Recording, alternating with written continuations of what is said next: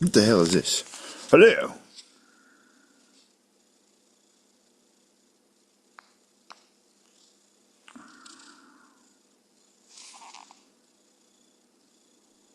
Peace and light. Hey, peace.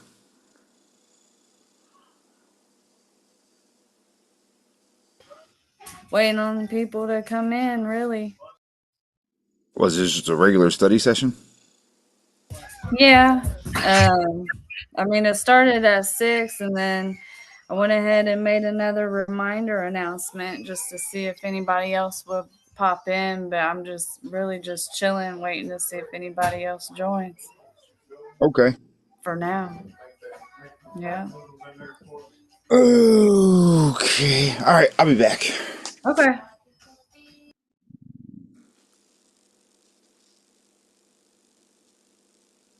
We're the only two awake, huh?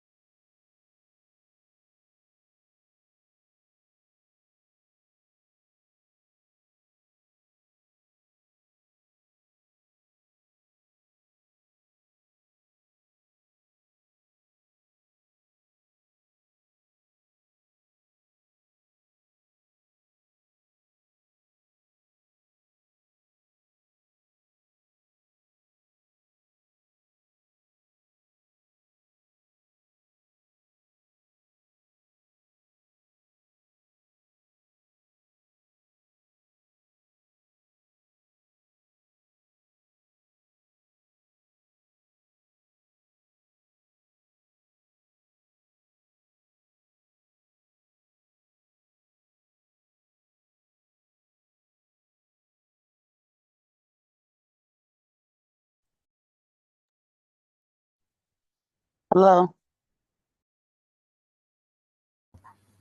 Hey, we're really kind of waiting to see if anybody else joins. The Book of Johnson came in. I think he went to go see if he can find some people to come in and join. So I just have my mic on mute because my 2-year-old's in the background. I can hear though, but just really trying to figure out different topics that we could be studying right now, and if anybody has anything in particular going on that they need help with, this would be the perfect opportunity for that. I'm gonna go ahead and mute this again because this dog is chewing this bone in the background, and I know that's probably annoying.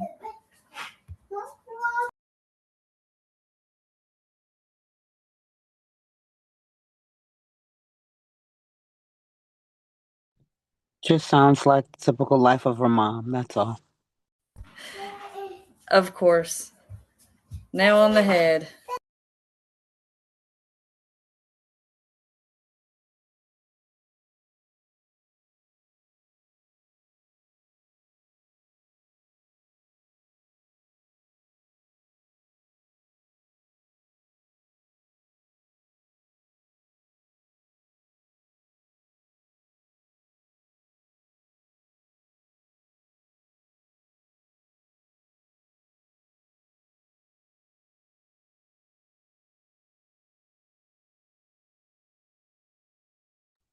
Well, I'll just introduce myself. My name is Kimiari, and I'm here to learn. I am in a situation where uh, the bank has manipulated me, and I was ignorant enough to have signed a promissory note and a mortgage. And they did attempt to do foreclosure. However, I'm on a trial base of paying them. Well, if you want to call that paying, them back their money, the money, cash. But I'm here to learn. So when I do go after them, I understand and know what it is that I'm doing. So that's my story.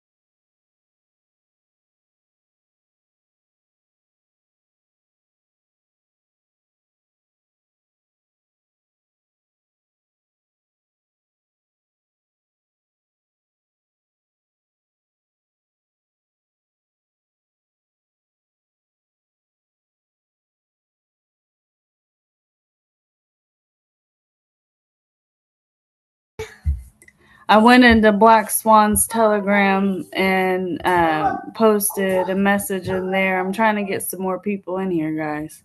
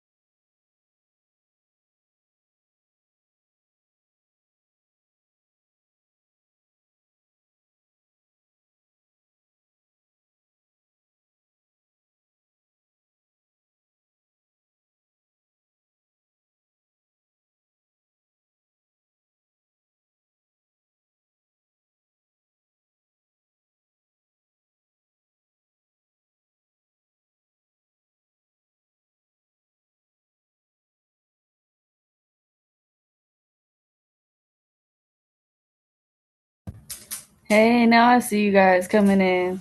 Yeah, we're trying to get everything all on one accord, so thank you guys for your patience. I've been having a lot of technical difficulties, but I'm trying to get everything to where it's all of his products and services kind of all in one place. So just bear with me. Thank you guys. Um, we're just really trying to figure out right now, like a topic. What do we want to do with this time? I know one of the days I want to have just kind of like a open study session, just whatever topic, um, do all the research and stuff. And one of the days I would like to be for writing the stuff, drafting, because I think that's important. And then another day, I would like to do more of the hands on, like mock trials and maybe some deliberations and just things that get us more out of the books and uh, we can do more critical thinking and be more hands on. And it's not as boring as just reading all these codes. But if anybody has any other ideas, open to that. I'm gonna mute my mic because I have my 2-year-old running around in the background, but I can hear you guys. And if anybody wants to hop on, and I mean, even if you want to just start out, introduce yourself, let's get to know one another. I would like to eventually have some type of team situation thing going on too. I think that would be fun, but we got to get more people, in here and involved. So Thank you for sending the link. That was perfect. I appreciate it. no problem. I know we've been having a lot of issues with people not being able to, and it's weird because it's the exact same link. So I don't know. Really? Yes, I just copied and pasted it right from the app. So Oh, wow. yeah, and it's not just you; it's been on other people too. So I don't know, but you're here now, so that's all that matters. And so um, I'm kind of waiting too because we might have, I don't know, Andrew might hop in. He might not because he had a busy day. And then Lee Daniel, she is going to be joining, well, she has joined the app. She's not Oh, going to wow. be a coach necessarily, but she is going to be kind of like a guide, and she is going to kind of help during some of these sessions and just kind of help us with like research and stuff that she's done and had experience with and stuff like that. Again, they both kind of have busy days, so we're just kind of waiting to see. But in the meantime, we're here, so let's make the best of it. And if anybody has any ideas or suggestions, let's hear it.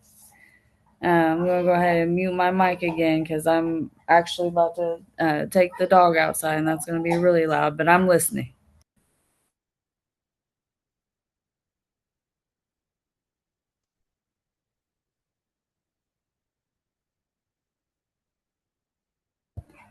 And Jason said, the Book of Johnson, he said he's going to be back in. He popped in for a minute. So he might be swinging back by too at some point. I don't know. Okay. Peace and light, everyone. This is Chiefess Aona. This is my first meeting, so I'm happy to be here and looking forward to working together. Good to meet you. I'm Trisha, and I've been studying some law stuff for not even a year now, just trying to take all the classes and everything in. So I've been on several of the Zooms, and they're all really good.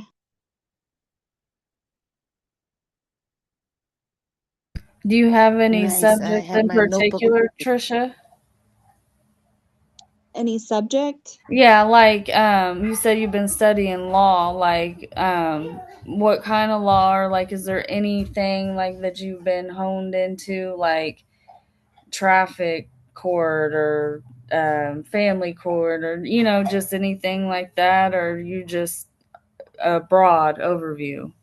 Man, like I've been down all the rabbit holes, and I'm trying to tackle little things at a time as they come up. I like look up words, and I mean, I don't study for like schooling or anything. It's more related to figuring out like how to handle myself and protect myself and my family and things like that, you know? Um, so right now, like I am standing up against like the place that I work and trying to figure out how to accomplish certain things. And I'm trying to do it without having to use the law, or I don't know that I'm ready for like court or anything like that. Um, but I guess it's just general studies, if that makes sense. Yes, it does.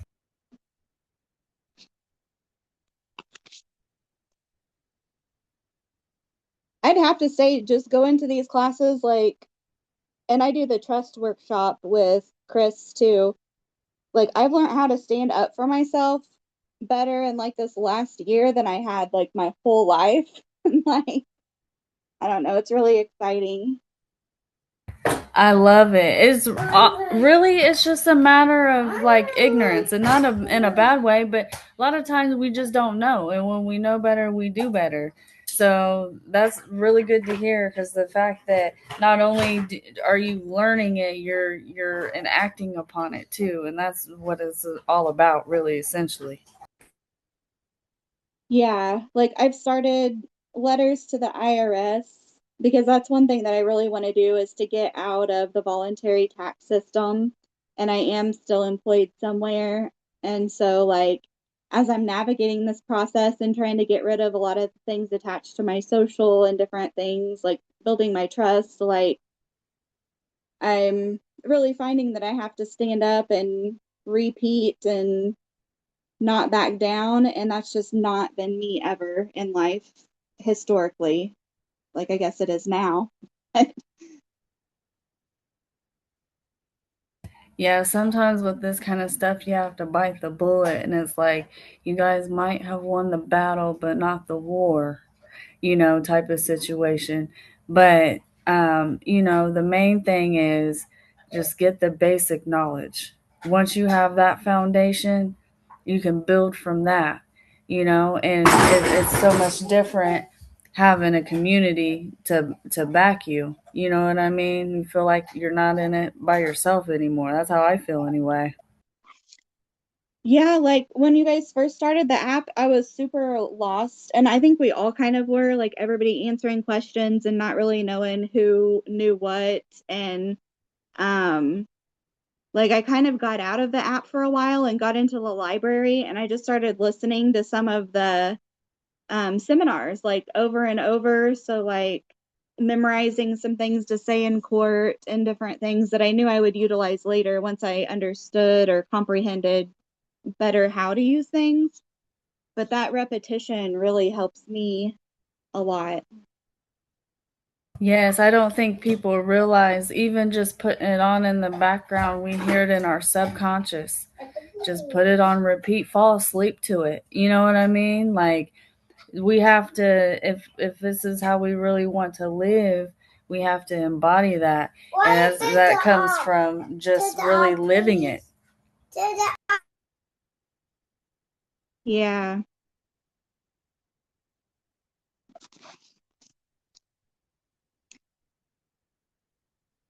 No, but so when we first started the app, it wasn't meant to be what it is now. We just kind of it went this direction. We kind of ran with it, you know. So that's why it's kind of like like I feel like we're chasing our tail because like this wasn't really planned for, but now it's what we're doing. So it's like that's just what it is, and that's fine.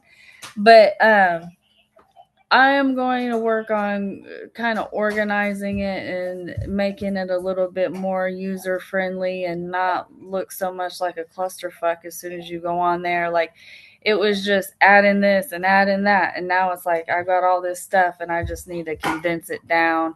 I'm going to try to organize the library a little better, just little things like that. But yeah, I definitely agree. It can be overwhelming when you first come in is a lot, but it's kind of meant to be a lot because you know there's a lot out there that we need to learn about. So and each space, you know, it might not be for everybody. Like there's a law side and then there's like a spiritual side. You know, there might be some people who are just interested in learning the law stuff, but you know, I think everything goes hand in hand. You can't have one without the other. You kind of have to understand them both. But to each his own. But there's lots of stuff there for you to choose from. You don't have to do everything. You don't have to partake. Like there might be some people who are here just for trust. There might be people here just to learn courtroom procedure stuff.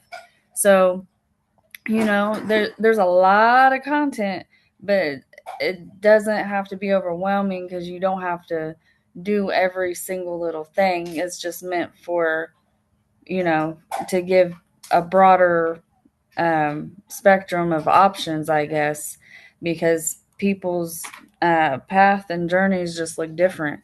You know, it's where are you gonna start? It might look different from Tom over there, you know, so that's just why it kind of looks like that. But um yeah, we didn't plan. It was just mostly going to be more for independent study for the members, just build it and let you guys create it. But I noticed there wasn't really anything happening unless I was posting. So, you know, it just kind of went from there. And I get it. You know what I mean? It's like there's a lot of us are just used to not being even able to have anybody to talk to about this kind of stuff. So, Right? the fact that there's a whole group of is like it can be intimidating and stuff, but that's what this time is about, to get to know one another and just realize, you know, we're all in it for basically the same thing,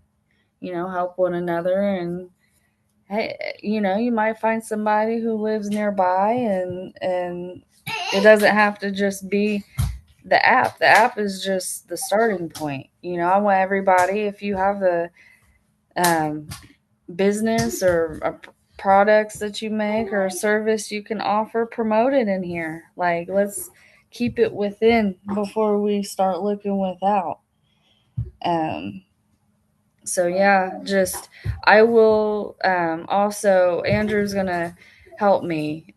He's gonna do some videos and kind of a breakdown and just kind of help explain the app a little bit better, especially for the newer members and for the ones who have been here, for a while. There might be some stuff you guys don't know about or whatever.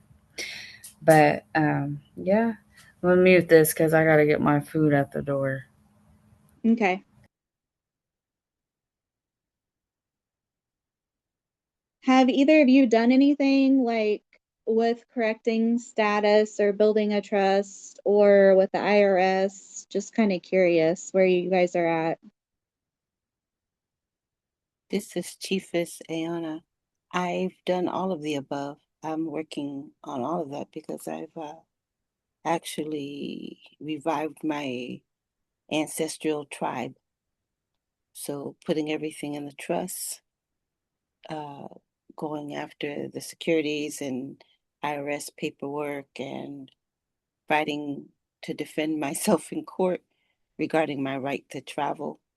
2 cases pending right now. So Oh, wow. I'm down this rabbit hole for sure. Yeah.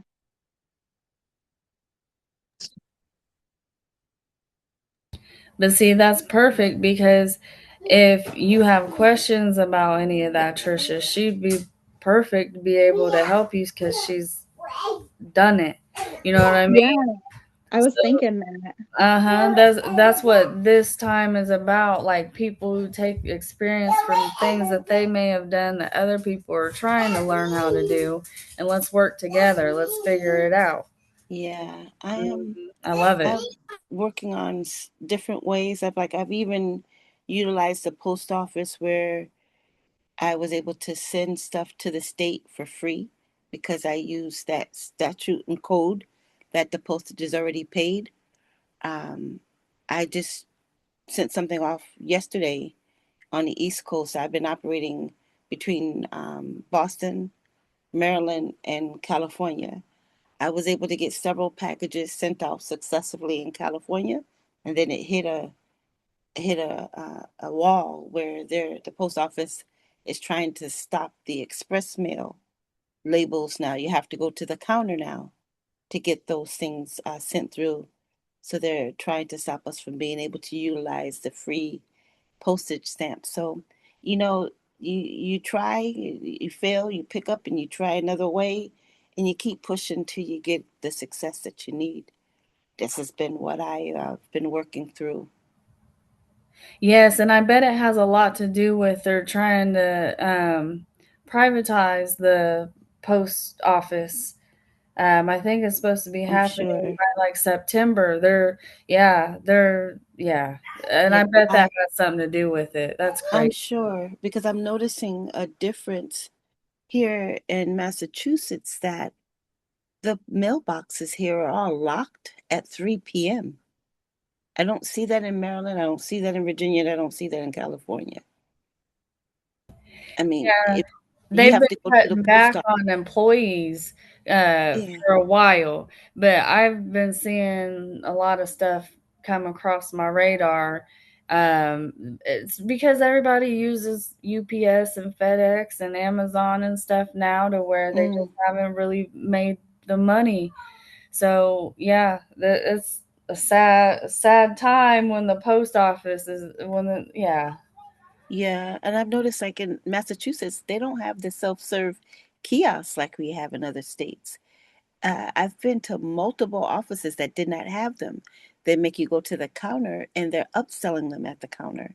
Like something I had a little envelope that I was sending, and it's like $1 or $2 maybe to send it. They were trying to make me pay over $7 to send a flat envelope, a small envelope. And I'm like, you got to be kidding me. And the guy is squeezing the envelope saying, well, I don't think it's documents in here, so it can't go first class. And I'm like, since when this is the protocol? Because I am, like I said, I am chief of my own tribe, right? Yeah, So and I'm self-governed, and I'm not a 14th Amendment citizen, right? So I'm a foreign national and an international diplomat. So I'm aware that when you walk in the post office and you're operating in commerce or not in commerce, or you're operating in your own personal affairs, they consider you a slave. So that's why there's pushback and they treat you in such a way. Everyone's ignorant and stupid, right? So they're telling people they don't have supplies, they don't have envelopes. You got to buy their envelopes in the lobby, and they're trying to upsell everything. And I said, this is wicked. I mean, this doesn't make sense. No kiosks? Since when the post office can't afford to put a kiosk? And there's some post offices here in Massachusetts that is big as a half a football field. And this huge lobby, you don't have one kiosk you could fit 10 in there. And they don't have one. That's crazy. It's common knowledge, it's common service in other areas. So to see nothing here and all this up push to upsell people, yeah, that I'm aware that the post office lost billions of dollars when, because my mother was head of welfare coming up, when that EBT card came out, and everyone, all these social services agencies start using cards instead of mailing out checks. That contract with the post office was killed. And the post office was stating they were going to be in and out of court forever fighting for the government to continue to pay them for that contract, because that contract did not have an end date, but it was ended. Yep, and people don't realize that they just cut out all the negotiable instruments when they eliminate the checks and put it directly on like a EFT fund, like a card, like that. They do the same thing when people get their paychecks. You know, we used to get checks and cash them, and now it just goes directly into the bank account. It's the same with these paying your bill online. You're not getting Mm-hmm. the coupon anymore, right? Yep, they want you to do that auto pay. We'll take Yeah, $5 off your bill every month or something. They even usually give incentives for it. Yeah. exactly. Mhm. It's wild. And once you But see it, that's you can't unsee it. You know, it's true. everywhere. Yeah, it's true. All the fraudulent activity makes my stomach hurt just thinking. Yeah, I'm slightly enraged every day.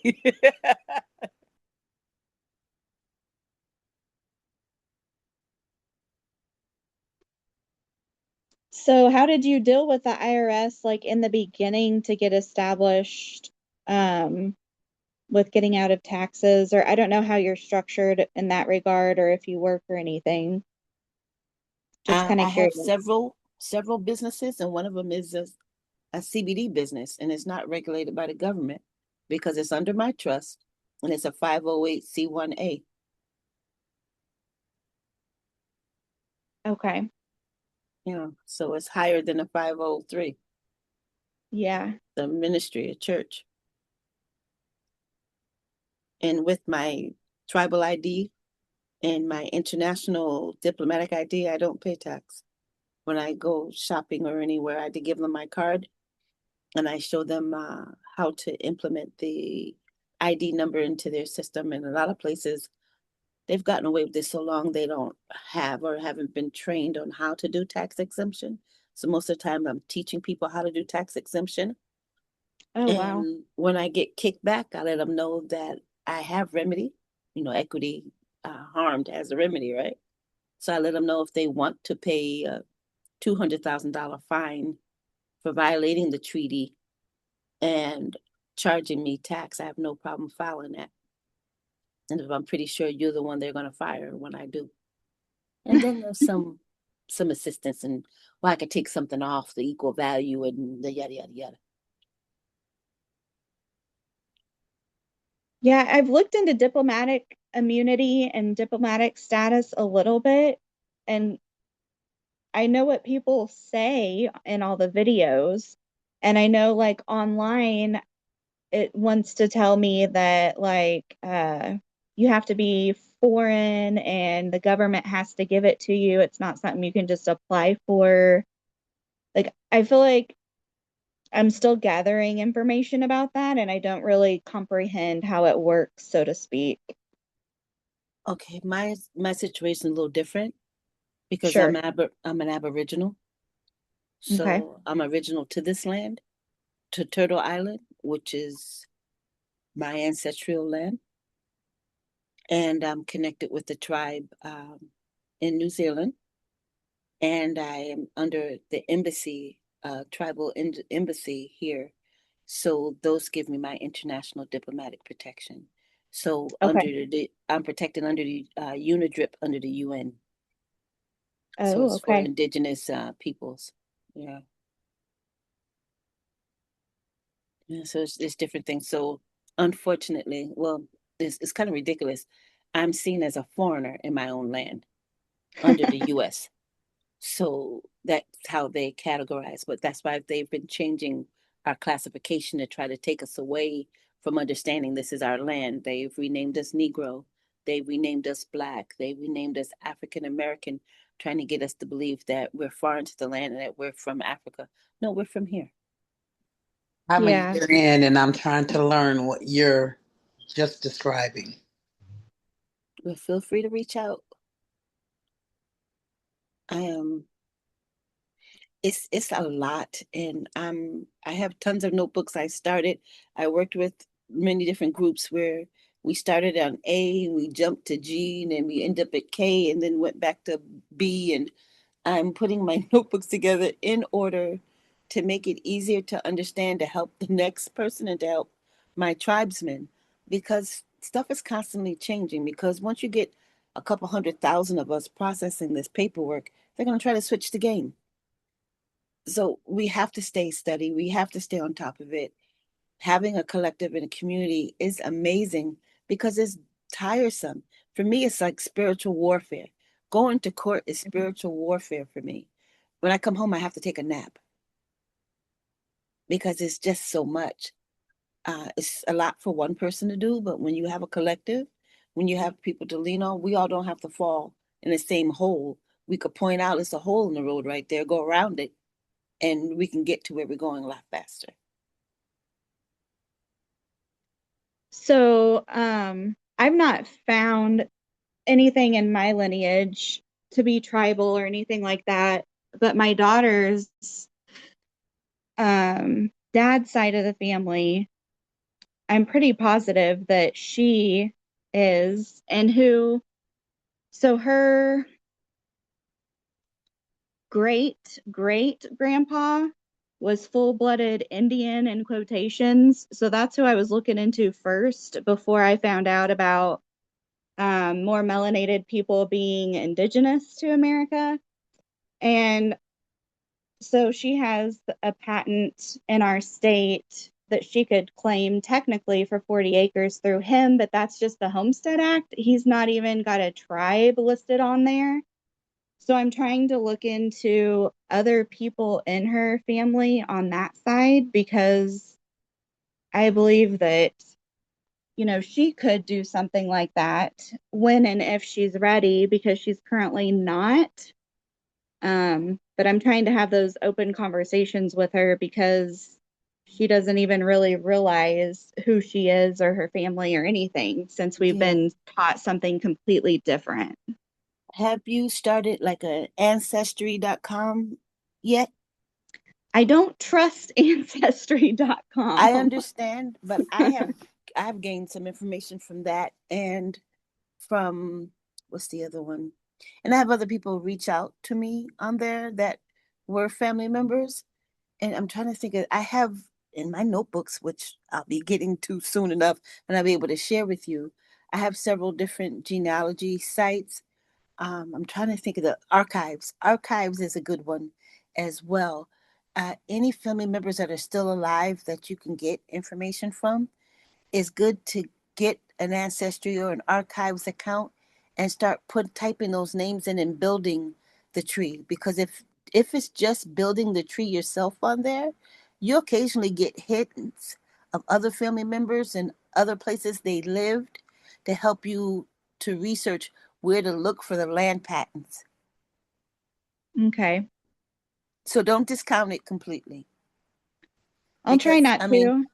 I mean, it's easier to maintain that tree in these apps and maybe copy it down, and if you want to, or print it out, but you got to have somewhere of maintaining this information, and those hints will pop up with military records and things like that to help you understand what these connections are, where they lived, and where their land could be.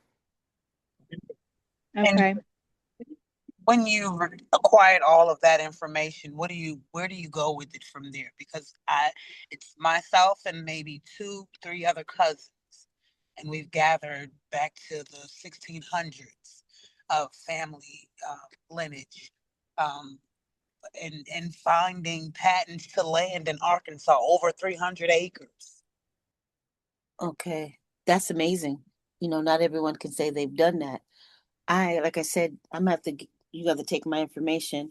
I have notes. I've sat in classes where we went over how to apply that and how to approach. Have you been to, what is it? Bureau of Land Management? That's where I got the information from. That's where I Oh, looked up my great grandfather's name and found out mhm. that he has three areas of acre in Arkansas. One is 180 and one's 80 and one's 70 acres. Yeah, and those patents are still in place, right? They've just Yeah. been written over. They haven't been destroyed. They've just been written over. So you have to claim it. It was a rumor in one of my classes last year that we have to some point this year to claim this land, or it will be considered abandoned forever. Now, they fill us up with a bunch of fear factor. So I don't know how much time is left, but the way this administration is moving and trying to sell every inch they can to foreign developers, you want to move on that. So I'm gonna put my information in the chat. Feel free to reach out to me as I come across my notes and all these websites that we have to utilize to get that. Did you download the land patents and keep them for yourself? You need to get that copy now and Okay. and record it. Yes, ma'am. Please and thank you. It's my pleasure. We're a community. I don't know if either of you have the law library or not, but there are seminars and books and notes with Ron Gibson, who helps do the land patent thing. Thank you. I'll have to look into that. Thank you. And you said the name again was? Ron Gibson. Okay. I've watched a few of his seminars, but I knew that I couldn't utilize them yet, so I kind of put them on the back burner. You might want to take notes or record it. That way you can access it when you're ready, because we just don't know when they're going to really come after this information, because True. it's upsetting the game, right? Yeah. Yeah, once we have 1 million people applying, and it's, it shuts down their game a lot. I mean, I saw a video some time ago that they kind of snickered in the beginning and said, if the American people were to discover this, what we're doing, we're making so much money, it won't put a dent in what we're doing. I don't think that exists anymore. I think that dent is really going to shake the game up. I really believe the London Bridge has already fallen. So the dent is real and it's affecting them. Yeah. That's why there's so much change coming about, because with all this training, I don't care who's charging what. There's multiple sources out here that's upsetting the game. When I was stopped in Virginia, the main thing I can remember, the police officer yelling and banging his baton on my window, my back window. He was screaming, "We're not going for that YouTube sovereignty citizen bullshit."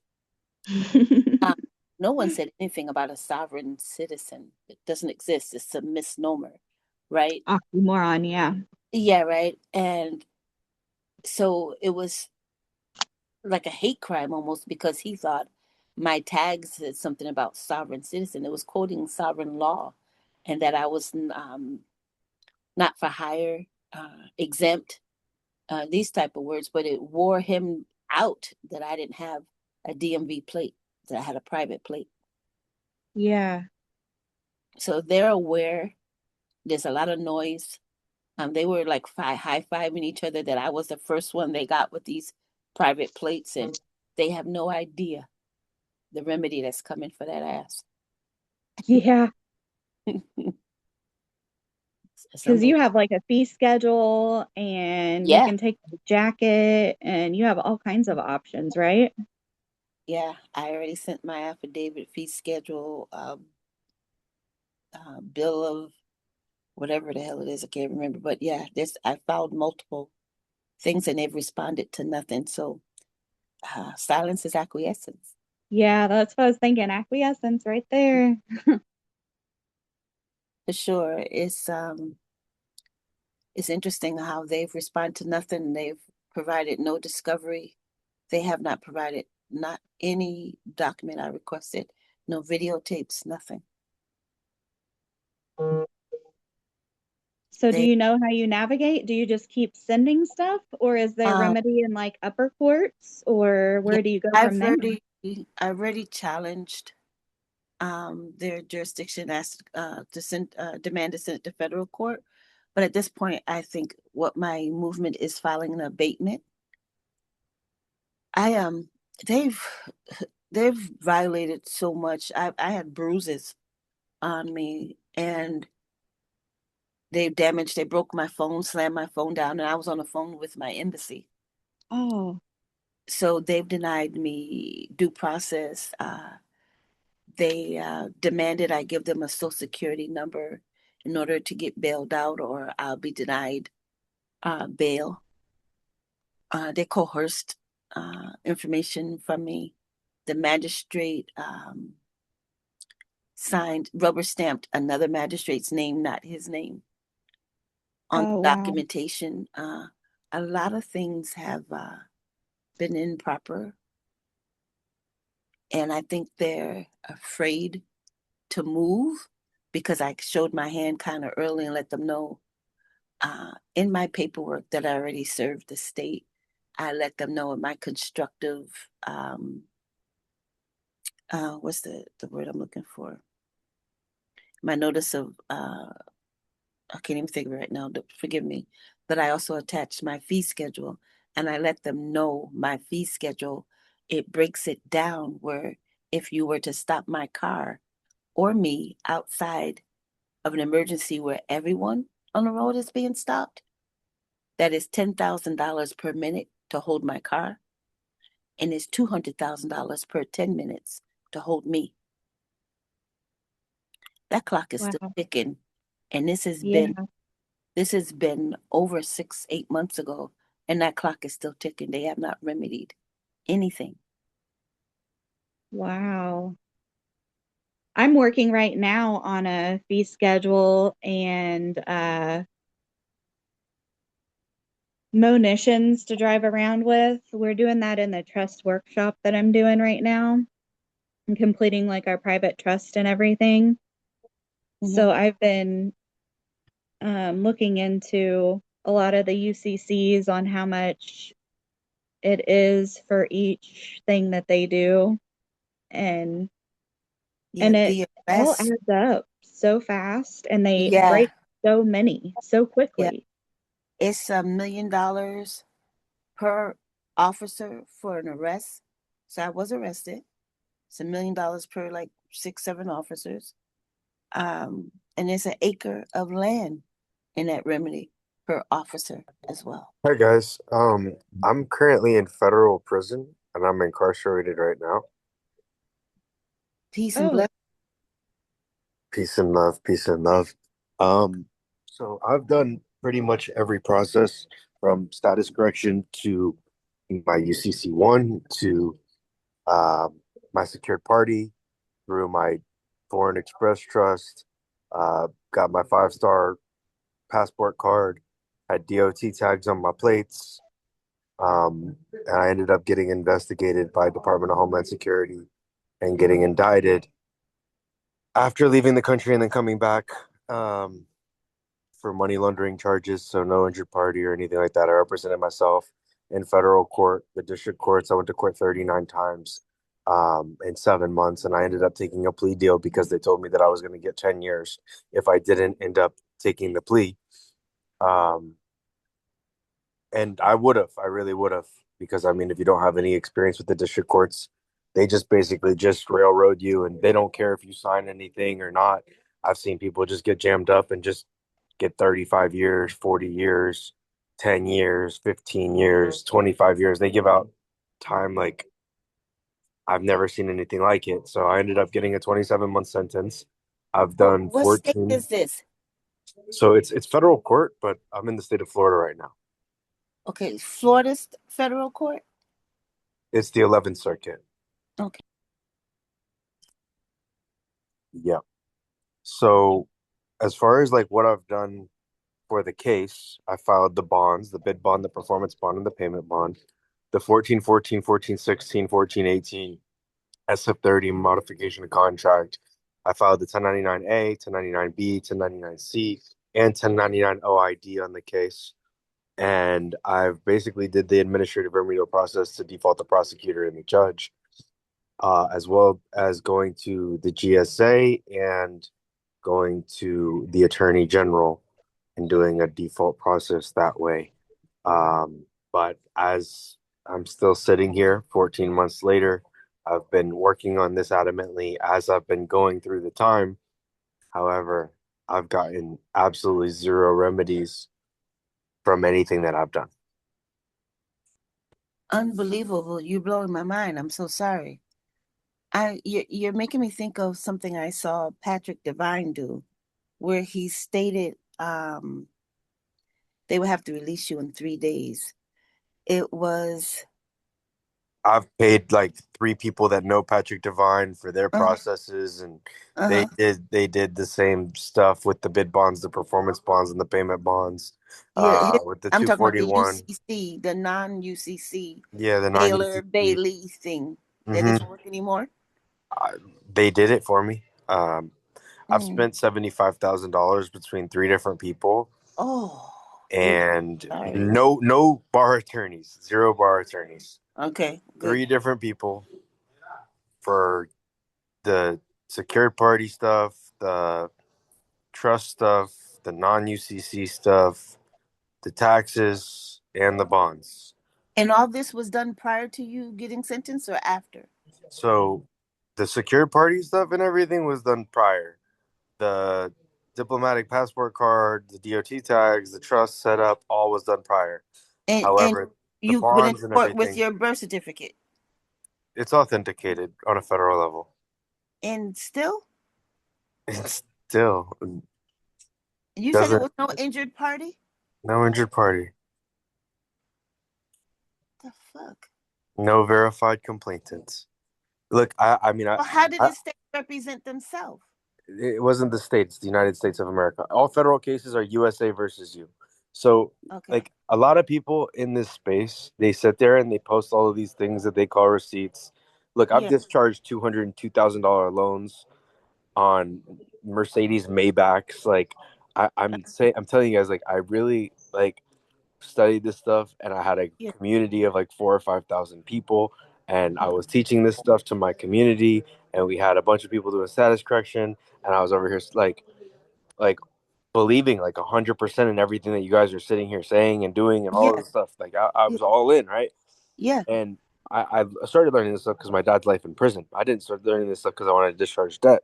I was just doing that alongside of it because that was like stuff that I was learning too. So I was like, okay, cool. We could use negotiable instruments. We can draft Uh-huh. our own bills of exchange. We could use Yeah. IBOEs in order to pay off debts. I was doing it with American Express. I did it with Mercedes-Benz Financial Services. I did a notice of default to Mercedes Financial Services, took them to federal court. I won the lawsuit. They settled, gave me the title for the car. I did it with a CarMax car. I did it with another car. I did it with $900,000 of IRS debt.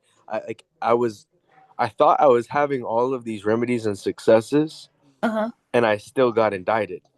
And I got indicted for aiding and abetting the impersonation of a diplomat or a consular official, 6 counts of wire fraud, 2 counts of mail fraud, 1 count of money laundering. And then the plea, they ended up dismissing 9 of the 10 counts that they gave me. and then sticking the one count of wire fraud on my record. Now, this is from the discharging of debt. No, this is from PPP loans that I did in 2020. Oh, okay. Okay.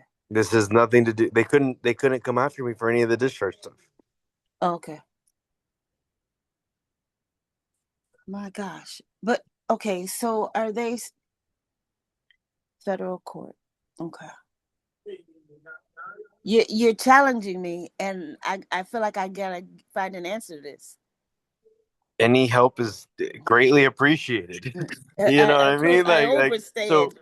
What I'm doing now, okay, just to let you guys know where I'm at, is I don't believe in the district court and I don't believe in there being remedy there.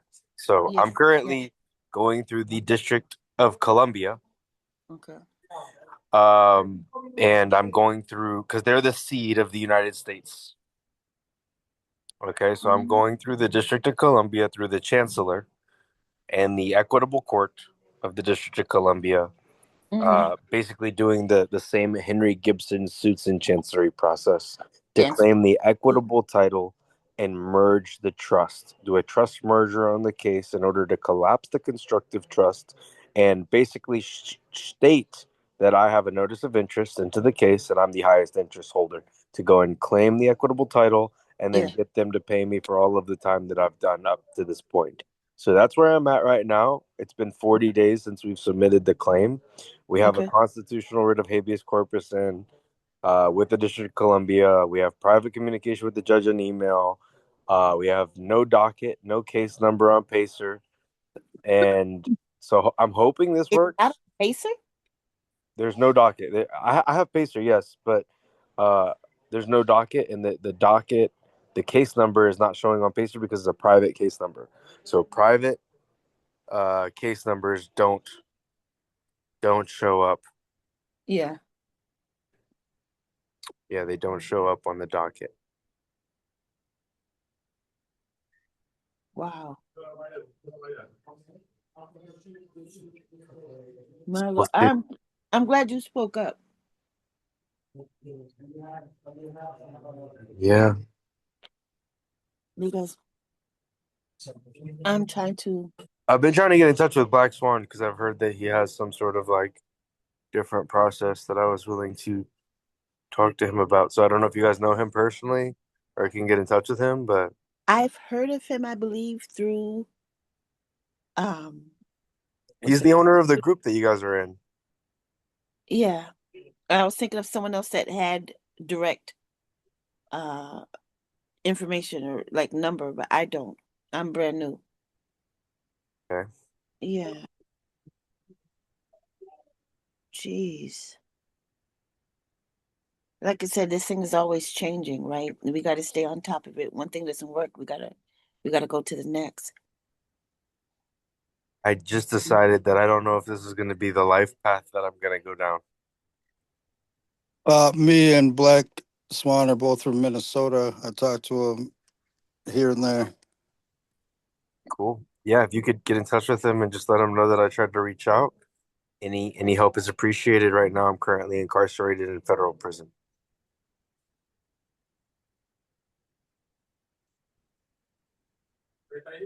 I did 10 years in the feds myself, so I understand your position.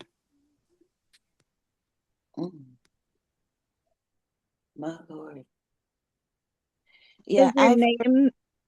Go ahead. Oh, sorry. I was just going to ask if your name was the same in the One Nation app or not. That way, people could find you easily that might be able to assist in your situation. I just posted my name is DRMZ in there. I don't like to use my name. Name means debt slave in Roman canon law. So I get it. Sorry. Yeah, DRMZ is what I go by in their dreams. So, and then I just go by Jay. Okay. And then I always talk about myself in third person. Okay. Yeah, just because of the current situation and everything. But I really do appreciate it, you guys. And any help is any way that you guys can get in touch with me on Telegram. I typically only have the phones after 6 p.m. on weekdays and then on weekends, sometimes a little bit more often. But Are you at camp or are you in Yeah, I was in a medium for 10 months, and then I was in a low for like 2 months, and then I got to a camp. yeah, I did 2.5 years in Pekin, and then I did the rest of my time at Sandstone. Yeah. I think right now it's just best that I don't tell you guys where I'm at and No, stuff it's like good. that. It's But good. No, no, Yeah, no, it's good. yeah. Just so you know, I relate. Respect, man. Sheesh. This is it. I'm kind of floored that you did the performance bonds and everything, and still.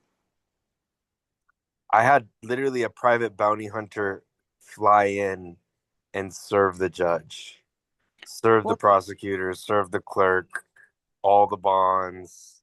Like, if I could show you guys my paperwork, you guys would literally be like, "What the fuck?" Like, I Yeah, thought, I thought there was no way that yeah. I could. I thought this whole thing was. I thought they were gonna like. I've seen.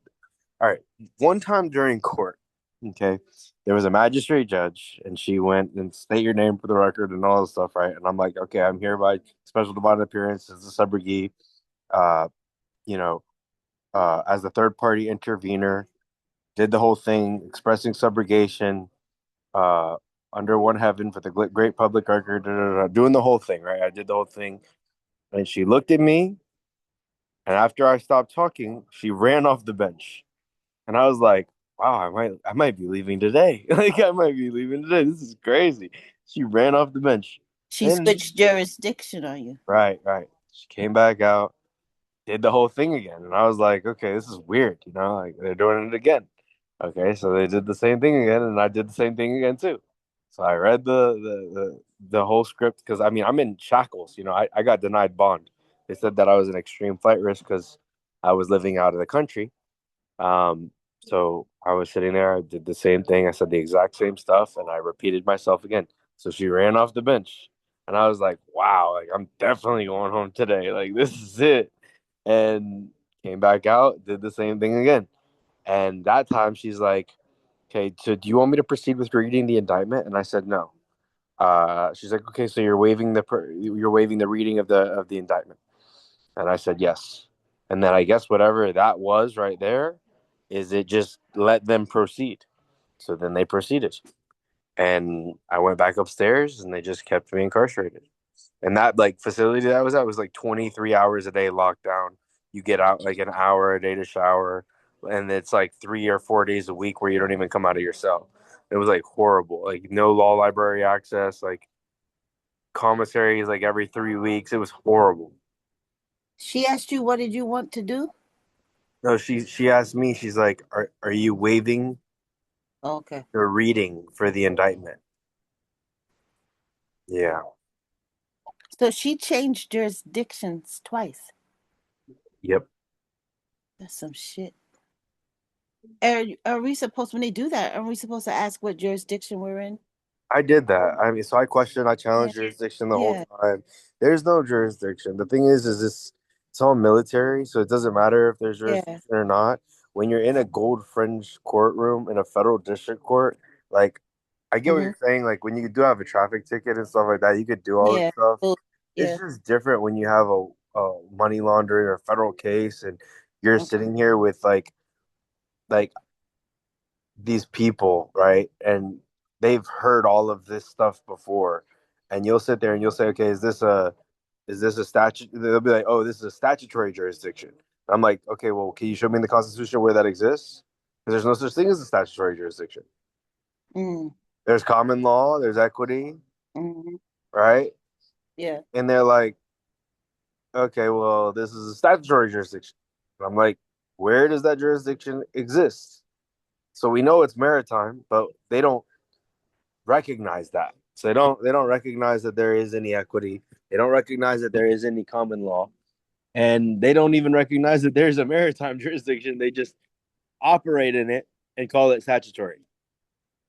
Wow. And you pulled the performance bond. So I you, have the QSIP number on the case. Like I know Sean from the mortgage, the company will discharge your mortgages and pulls the QSIPs. Like uh-huh. He's a friend of mine. Like I know everybody from Tamika, Past the Freedom. I Okay, know after all of freedom. them. They all know me Yeah. personally. They all have my WhatsApp number. They've all Wow. contacted me. I know Caleb. I know Oh, everybody. Brandon Joe Williams. I followed his DOT process. He's probably one of the reasons that I got indicted in the first place because I have a Lamborghini and I have DOT plates on my Lamborghini. Like, yeah. I have a DOT number, but I've not used it. yeah, I I have not. wouldn't. I wouldn't even use it. It's like not even worth. If you No. watch the movie Sovereign, watch the movie Sovereign. It came out in I've been told 2025. to It's like, watch that. Yeah, I gotta watch that. We need to have like a movie night on one of these things and do that. Like pull up a YouTube and share the screen and we could all watch movies like that. Yes. And then have a Q&A after. Yeah. I think just focus on making as much money as possible and freeing yourself from this whole system. And, the only way to really be free is to not live in the US. I mean, maybe Trump is going to make better changes, but they just like replace Pam Bondi. Like, this is a monarchy right now. If Trump goes for, I mean, I look, I'm not against Trump in any means. Like, I voted, you know what I mean? I voted for him the first term before I did my status correction. The second term, I already had the status correction and everything, so I didn't have my voter registration anymore. So I gave up my voting rights. But I like him, right, in the sense of business. But as far as if he goes for president again, we are in a monarchy. We're not in a Yeah. society, right, to where we have any rights. Like really, like we have a ruler at that point. So I mean, they're about to change everything. I think right now with AI, just focus on making as much money as possible and escaping the matrix and going to some place where you can grow your own food and eat Yeah. healthy and raise your family and you know what I mean? Like that's it. Like all We this can other step into our capacity as a shareholder for the United States. We're not giving up any rights to do anything when we're doing any kind of status correction. I don't know what you're, yeah, I get what you're saying, right? We don't want to have the voter registration and all that. But as a shareholder for the United States, it's a completely different situation. Yes, you can engage in voting and influence the situation and prevent what you're talking about of a monarchy coming about. And anyway, I changed from Divine Spark. If anybody remembers me, it's now Sprouted Grace to match what I'm on social media. And I'll have my live tomorrow about status correction, court procedure, and then scratching the surface on a little bit of something else there. But that'll be at what time do we decide, Shauna? I think you said 8 p.m. Eastern time. Yeah, thank you. Yep, so 7 Central. Thank you so much. So I just putting a blurb out there for anybody, but yeah, I mean, like I get what you're saying, man, and I do just have to challenge certain things that were said just a minute ago. But yeah, I mean, making money. But you're saying making money to get out of their system. What kind of money Hey, would you be so making? Sprouted Grace, Yeah. I'm currently in federal prison right now. Okay, I was explaining this, like what sort of happened to me prior to you getting on the call, I think. okay, Yeah, so I got indicted for wire fraud back in 2025, um, because I was riding around with my Lamborghini and my Maybach with diplomatic DOT tags, and I got targeted by Sunny Isles Beach Police, and then they ended up getting Department of Homeland Security to investigate me and found loan contracts from 2019 during COVID that I signed for one of my businesses, and they said that the loan application was fraudulent, even though I paid all the money back.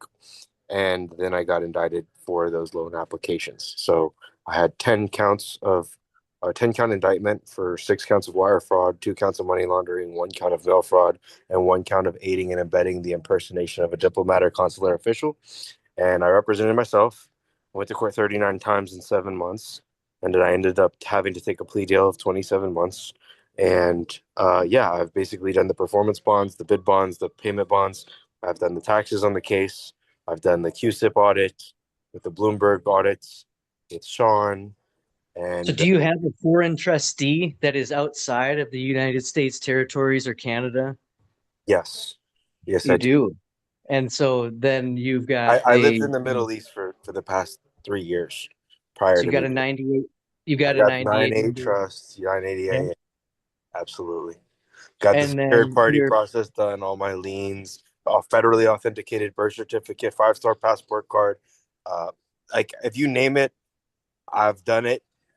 I've paid Amir Law, I've paid Tamika, I've paid every single not guru in this Tamika. space, and Yeah, I mean, I get you. So like the 98 was you got it from the IRS, yeah, or whatever it is, however they absolutely, you it's the want to only say place it. to get it from. So yeah, Yeah, Yeah, right. Like no disrespect and not to try to discredit any of the questioning here, but I'm not even concerned about what he has. I'm more or less concerned how the hell you in prison, federal prison at that, and locating all these things when people like us who's on the bricks barely even have access to that. Like we barely even could find that.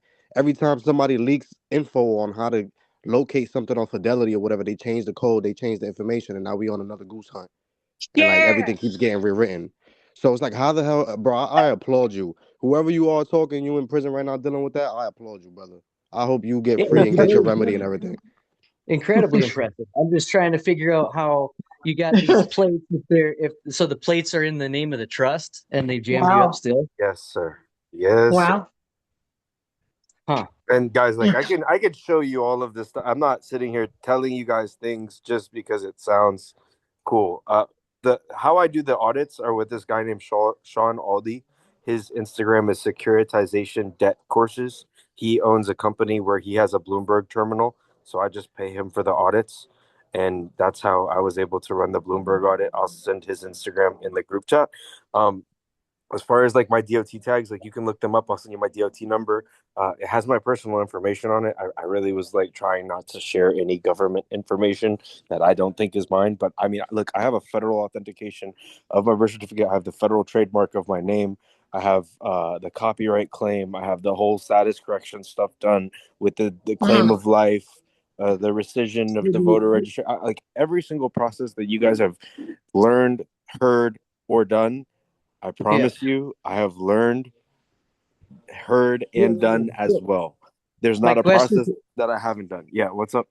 sorry, man, I got you. Yeah, you done it all. So, and I don't mean to just glaze over it. It's I'm short on time, and I don't mean to be so selfish. But my question is and maybe I came in late, and so forgive me, everybody. I'm not trying to just like come in, take over, and then leave.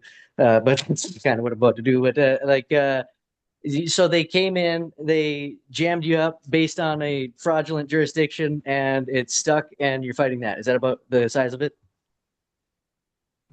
Yeah, so they jammed me up. I was living in the Middle East. I came back to the States for a funeral. My grandma passed away, and I got called by a Homeland Security officer, and they said that you have an indictment. You need to turn yourself in. And I said, I don't know who this is. I have a few million followers on Instagram, and I'm like, I don't know who this is. This could be a scam. And I hung up, right? And then they issued a warrant for my arrest. I left Florida, went to Texas, got picked up in Texas by 57 United States Marshals, like guns, red dots, heat sensors, like undercovers, like it was crazy. Um, and then yeah, I got denied bond. They said that I Is was there gonna. something? Is there anything that you're not telling us? It's all wire. That all had to do with this wire fraud thing. Yeah, if you want, here I'll give you the case number. I'll just send it to you personally right now. Okay, and we can do this after. I'm not trying. I mean, I'm sure there's a lot of value here. I'm very curious. Maybe I came late, and I know I came late. And thank you, Shauna, for letting me in. Thank you for taking the time, everybody. Not trying to eat up all the energy in this room. I'm just very curious and shocked, actually. But okay. So thank you, and Yeah, maybe so we there can was connect one thing that I'm not afterwards. telling you. Basically, it all started from a traffic stop. So everything started from a traffic stop in Sunny Isles Beach Police, pulling my girlfriend over, and she's signed to a record label. And she posts a video of the officer reaching inside her car, grabbing her by the arm, and dragging her on the floor. And when this happened, after she posted this video, everybody in Miami reposted the video from like Telemundo, Fox 3, Fox 7, Channel 10, all of these different news stations posted this video. The police department had to respond to the video, and they let us go with 5 tickets of, no driver's license, of no registration on the vehicle, all this other stuff, right? They let us Yep. go. She ended up beating this case. After the video Yep. was posted, they put an APB out for her arrest. So they APB'd her, boom, arrested her, gave her a felony charge, did this whole thing. She ended up being that whole case, right? We bond her out. I get her out the next day. I pick her up in my Maybach with my driver. Okay, I have a driver. He's driving the car. We are filmed by 10 different news stations picking her up. They zoom in on my plates, the DOT plates, but I have them red, white, and blue like Brandon Joe Williams, one stupid fuck guy Yep. teaches. Okay, so Yep. I did him like his process. Okay, I followed his exact video, every single step to the T. I know Joe Lustica, I know Brandon Joe, I know these guys. Part of the Yep. reason why I probably got indicted is because I know them. But all right, so I follow their process. They zoom in on my plates. They put this shit all over the news, and I get followed home. So we literally like get pulled over right when we're pulling into my condo, and we're surrounded by like 34 different either undercover officers, Department of Homeland Security, and then there's like the news behind them filming, and they have guns drawn. They have a crowbar in their hand. They smash the windshield to the Maybach. They grab my driver, pull him out the car, beat the shit out of him. He gets deported because he had like a work visa, and they just said that he was like illegally on work visas when DHS started cracking down on everybody that was immigrants. And boom, he gets deported.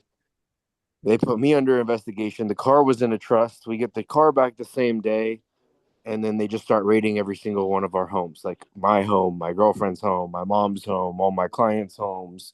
We have like a credit repair and a funding company, and then yeah, they just the only thing that they couldn't indict me for any of the debt that we've discharged, for any of the negotiable instruments or international bills of exchange that we served to these different banks that to discharge the debt. Like I could show you all of the debts that we've discharged. I discharged a $900,000 IRS debt. I discharged $202,000 Maybach from Mercedes-Benz Financial Services, CarMax, American Expresses. Like we were pretty much all in on this stuff, right? And Yeah.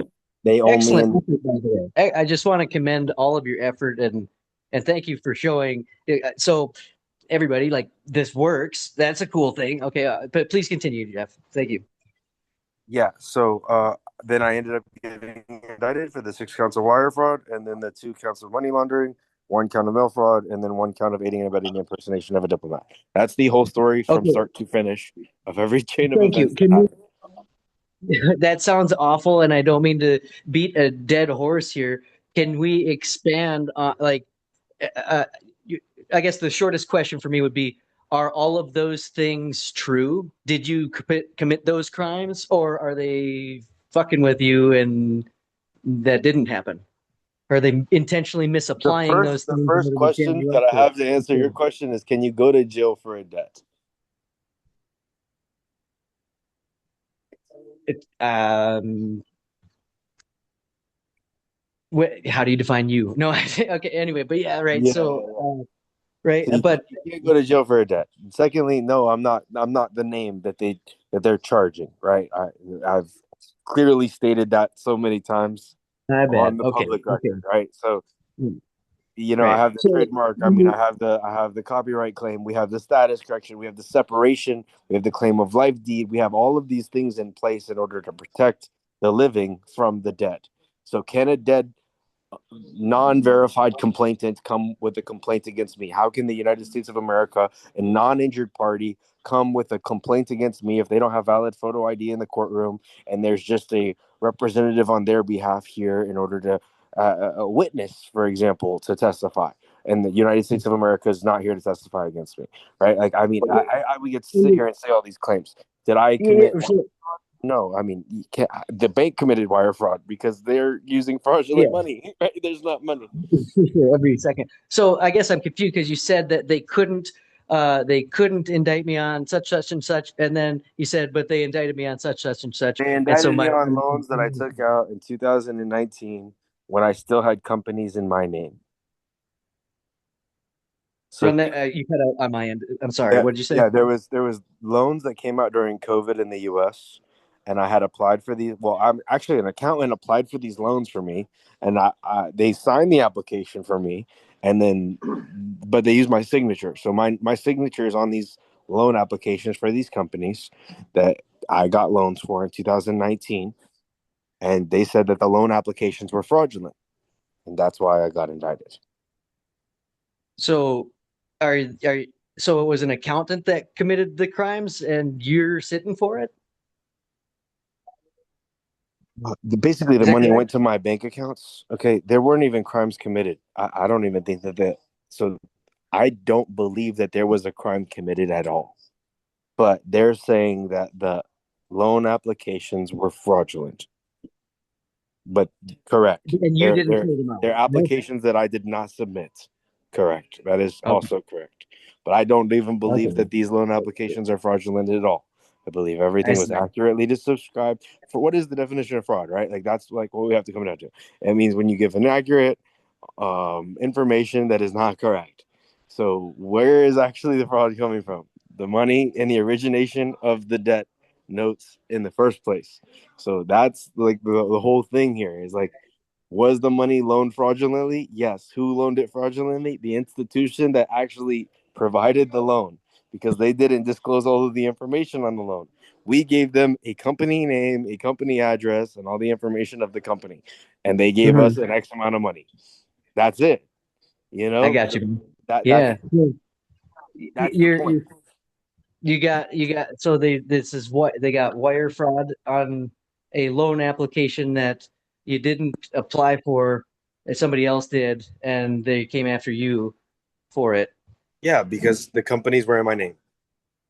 I see. Okay. Well, the ens legis. I get what you say. Yeah. Okay. Yes. Wow. Into the ends. Because it was in your name, it didn't have the protections of the 98 level trust, right? So then there was no question of the U.S. court or U.S. control tests because it was in the ens legis name. Is this correct? Well, that name is in a 9-8 trust now. So, and those companies are in a 9-8 trust. So, did you backdate such a 9-8 trust with the with the IRS? That's a great question. No, I didn't. You can just so everybody knows, you can backdate a trust 12 years. I think mine was 14 years. So that's something a person can do. But anyway, I get you, man. Oh fuck. So okay, I got a good scope of the problem. And is there anything that we collectively or individually or etc. could do to assist with whatever you're Right dealing now, with? I'm trying to get out of prison. That's step one. I'm trying to Yeah. discharge the obligations, the commercial obligations associated with the debt. So there's like a $600,000 restitution.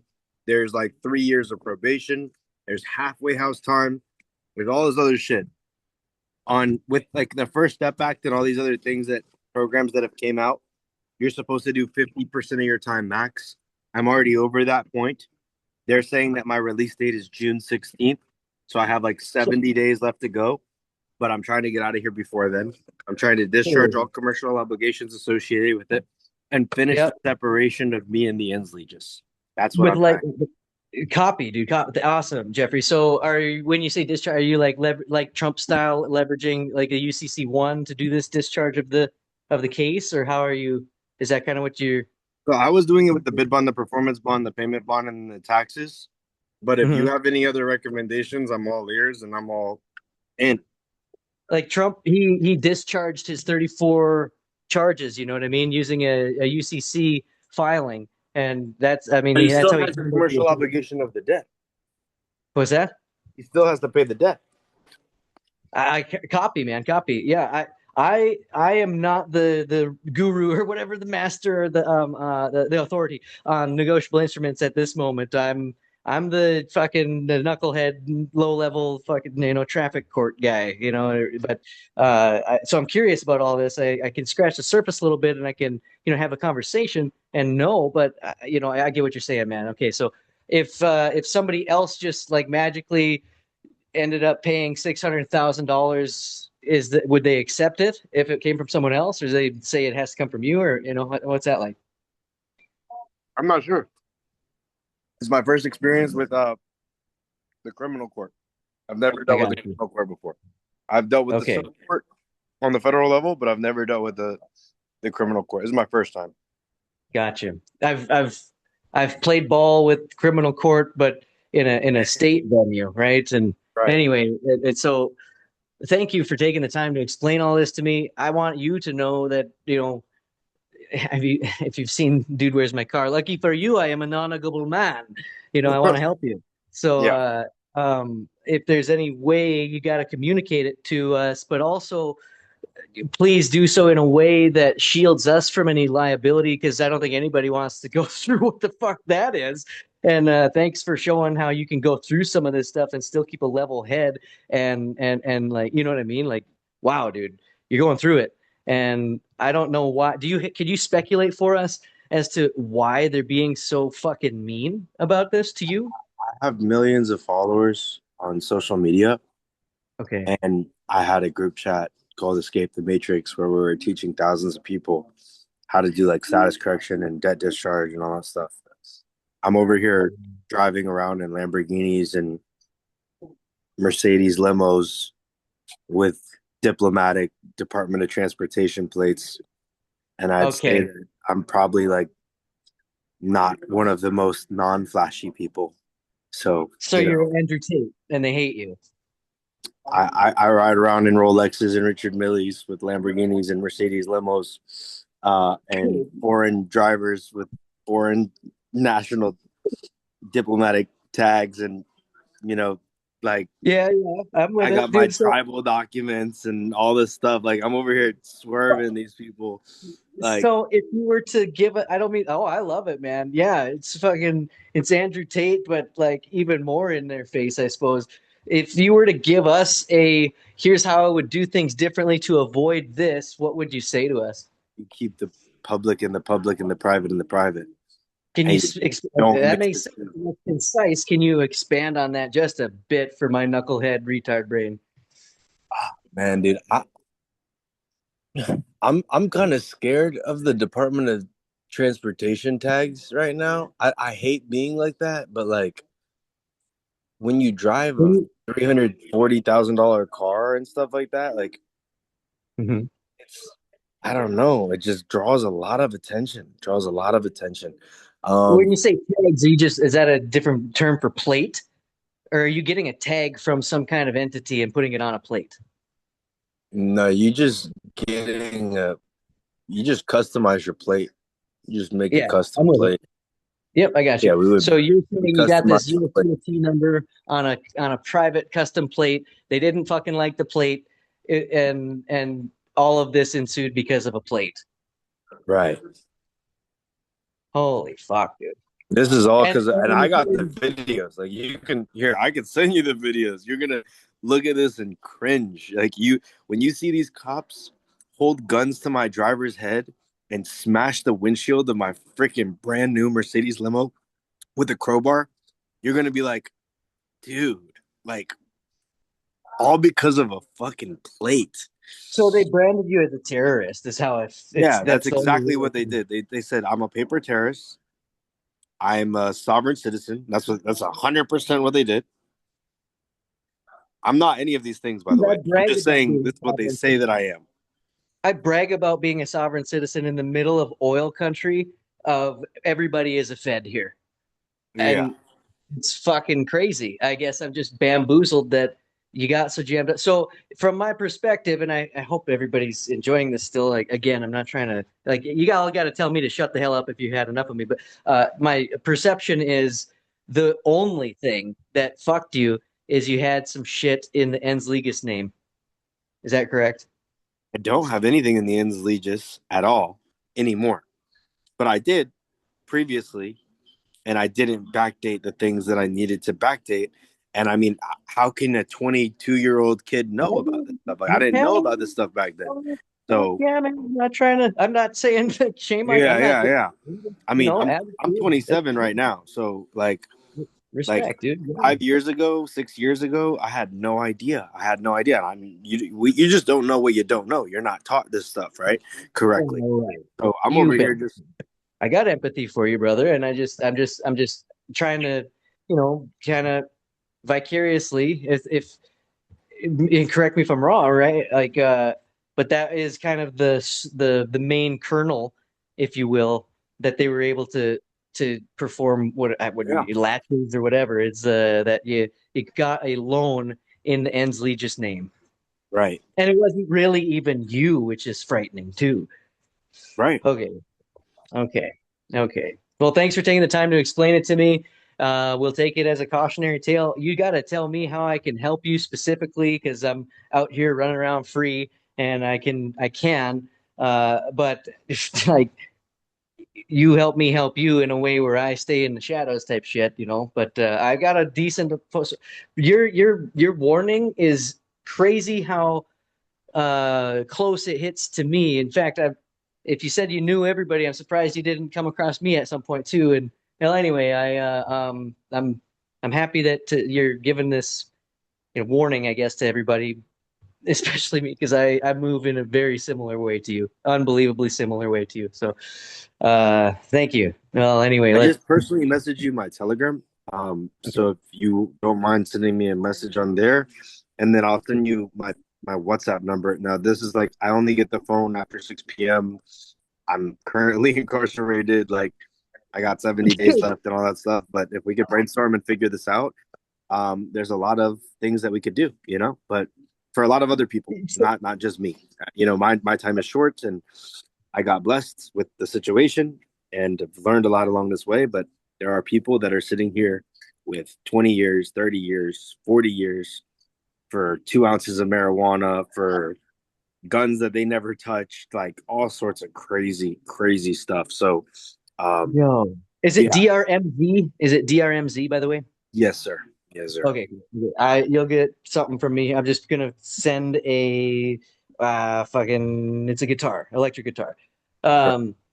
And so okay, what do you know if I'm talking to you and you're sitting, does this like what kind of fucking vulnerability or liability falls on me if I'm talking to somebody who's literally in federal prison at the moment? I don't know shit about that, dude.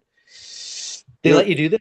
Let you talk to people? That's fucking crazy. no, they don't. We have like phones that are brought in. They're all put into other names. Like you're never probably gonna know my real name unless you look up that case number. So, you don't know who you're Okay. talking to. You don't know where I am. You don't know anything about me, and they're never going to be able to get into the phone. So everything's encrypted on the phones. They all are passcode locked, and they don't do really much about that stuff here. So you don't really have liability as long as you don't put your name on a piece of paper.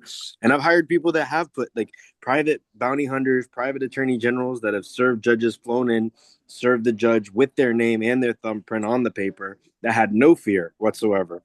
That served the clerk, served the prosecutor, the bid bond, the performance bond, the payment bond, the modification of contract, I'll send you the paperwork that we filed to the attorney general, to the General Services Administration, to all of these people. And I had people that weren't even afraid, right? That came in and tried to intervene, and I'm still here. And they're fine. Oh yeah, they're fine. They just sent a message to this account, I guess. Like, I just don't want. Yeah. I already live under a fucking microscope. The military flies jets over me, like it does, like, with or without a phone. You know what I'm saying? So I already have a lot of attention. I don't really need whatever the fuck that is, though. Okay. Yeah, I see what you're saying, though. You've tried a few things, and they are just not. They're making an example out of you so that you can do what you're doing right now and tell us, I suppose, and scare the shit out of us. Yeah. Yep. Okay. Thank you for your energy, dude. Fuck, you gotta. I mean, I don't have a damn clue. And with this, I'll yield. Everybody, thanks for letting me speak so darn much here. And I've done 9 years. Okay, okay, cool. Thanks, Josh. It's definitely some type of favoritism with him or something, because I got a homeboy who got diplomatic plates and all that type of stuff too. And I'm not gonna sit here. That's why I'm quiet, because I'm not gonna sit here and act like I know a lot about this. I'm sitting here learning, but from what Yep. he was telling me, he just got pulled over, and they not coming at him the way they coming at bro. You know what I mean? Look. I got pulled over 30 times, and I've gotten chased going 150 miles an hour on Collins Avenue in Miami, and they turn their lights off, drive to the side, wave their hand, and just say, slow down. Like, I get what you're saying, because I've had so much successes. When I tell you so much successes, like, I thought I was unfuckwithable with the biggest fucking dick in the world over here. Okay, literally, like, No, I'm not saying he had any successes. I'm saying he got pulled over too with the diplomatic plates and all that. right. And they didn't take it from him, but they did hit him with a fictitious plates charge or something, or like fraudulent plates or whatever the case may Right. be. It wasn't nothing Right. crazy. He paid the shit. He said it was like a $300 or $200 fine or whatever the case may be. He just paid it. I was like, bro, you could have did another process or maybe send a promissory note or whatever. But he paid it, got it out the way. But they didn't take the plate. They didn't get the feds involved. That I guess it's because of what you're saying. The lifestyle you was living, you was waking people It's up. because the social media and the Yeah, you influence was that waking we people up. have over the people. We had 57 million people see these videos. I'm gonna share them with Sprouted Grace, so if he wants to share them with you guys, he can. But like, yeah, I mean, it was because of how many people saw the shit. That's what it was. Yeah, I figured. So like just my brain is not accepting that. Like when you were in the Middle East, you didn't talk to fucking Osama bin Laden or some crazy shit. You know what I mean? Like none of that Never, bro. fucking. No, no, no, no. I'm not involved in any weird. Not telling us something. You know? No, zero, dude, zero. My dad has a life sentence in prison. I was trying to help him get out of prison too. He has a life sentence in state. Oh man. That's it. Thank you for He's telling been in us. prison Thank you since for I was telling us. 9. And forgive my, you know, I'm not trying to be an accuser here, but you know, it's so fucked that it's like, well, what's the Bro, real reason? wire You fraud, know? money laundering charge. That's it. There's nothing else about me. There's no other charges on there. You can look up all the charges. You can Google my name. Yeah. So DHS just something weaponized DHS against you. Maybe you were getting close to helping your dad, and they said we can't fucking allow this. And then Well, that I didn't even submit anything for him yet. I didn't submit anything for him yet because I didn't want to do something and hurt him more. So that wasn't the whole. That's why I was trying to avoid any of that stuff and find somebody who had success by getting somebody out of state prison before I started doing his stuff. I started learning about it, and I was like doing his stuff, but like I didn't send nothing to the prison system at all, the Department of Justice at all, nothing for him because I didn't want to jeopardize him in any way. And then before I even got to the point of learning prison, I ended up in prison. So, oh, fuck. Oh, okay. Wow, man. All right. Thanks for taking my questions. Thanks for, you know, everything here and forgive me for the energy that came from, you know what I mean? I'm not trying to make you feel like a bad person, or I'm just trying to, you know what I mean? Naturally. yeah, dude, no harm, no foul, no problem. I appreciate any help that you guys can bring and any positive energy you guys send my way. So thanks for taking the time to. Yeah. Okay. Okay. All right. Like a presidential pardon? If we That'd be nice. Is there something like that? If anybody wants to call Trump for me and get him on the line, you know, I tried to reach. I went to every single one of Trump's followers and sent them a message. I haven't got a response, and I got 3 million followers on my account with a blue check. So I'm with it. Damn, man. Holy fuck, huh? Okay, so you're just too big. You're too big for them to. I don't know. That's what my brain is telling me. I'm not that big. I'm not. If Kodak Black can get a fucking presidential pardon, I mean, I should be able to. I'm like, dude, I'm not big enough. I don't know what it is, dude. I don't know what so DHS was weapon. I'm just bamboozled because DHS is right out at the airport, and fucking I talk to them and I brag about being a sovereign citizen, and I've had nothing. And I don't understand. So it's just okay. I'll There's do a what I lot of can. articles about it. You can read some of them and you can see what they say in their side of the story and see how different it is from what I told you. But it's not going to be much different. It's going to be very much the same. When you say articles, like about your specific situation, or about my specific situation, I'm all over the internet. Wow, dude! Oh my god. Okay, I mean, it wouldn't be the first time I have written the president and received a response, and so I could explore that if that's the only thing I can come up with. As far as I can't just write a fucking check, you know. So, I can explore that. I'll put my head to with other people here and see what I can do. Where the hell are you? Like, where in the world? Florida. Like, okay, but like, if I was gonna try to get you out, where do I do it? I'm gonna send it to you on Telegram. Okay, fair enough. Thank you. Okay, got it. Yep. Oh man. All right. Thanks for taking all of that. Fuck, man. I'm so sorry that it happened, but I don't know. Can you give us like maybe some some insider info from what we don't know of, like, have you learned anything interesting that, that you went through that we can't Yes. experience unless we The experience it? one thing that I've learned is that the only real court is through the Chancery Equitable Court. I have a friend here who has been studying this stuff for the past 4 years, and he is now got a private case number with the chancellor in the District of Columbia for a writ of habeas corpus, a constitutional writ of habeas corpus, in order to claim equitable title over his Oh, case and merge the constructive trust. And I believe that wow. might be the only way that there is any remedy in these courts. These courts being any that we have access to, or these courts being federal, or when you say these, can you District unpack courts, district courts, district courts. There's no remedy in the district court. in a U.S. district court, a federal district court, right? Right. You might have to do it through an international district court or through the Supreme Court, but you have to do it through the District of Columbia, the seat of the United States. Wow. Have you heard of the Court of Federal Claims? People are saying go there. Have you heard of this? I have not. Okay. I'll do some digging on this too. And thanks for. I can't express how grateful I am for you. They treat you well in there? You getting Definitely treated not. decent? Definitely Huh. not. I was locked down for 23 hours a day for my first 11 months, and then got to a lower security. I just got a phone, like literally in the past 14 days. So the first thing that I'm doing is like looking for any sort of remedy to get out of here as fast as possible, even though I have 76 days left. But learning this is the reason why I'm here. So whatever it is that Wow. we have to do to learn it so that we can teach it and we can help other people, because this system is corrupt. It's all completely corrupt and fucked.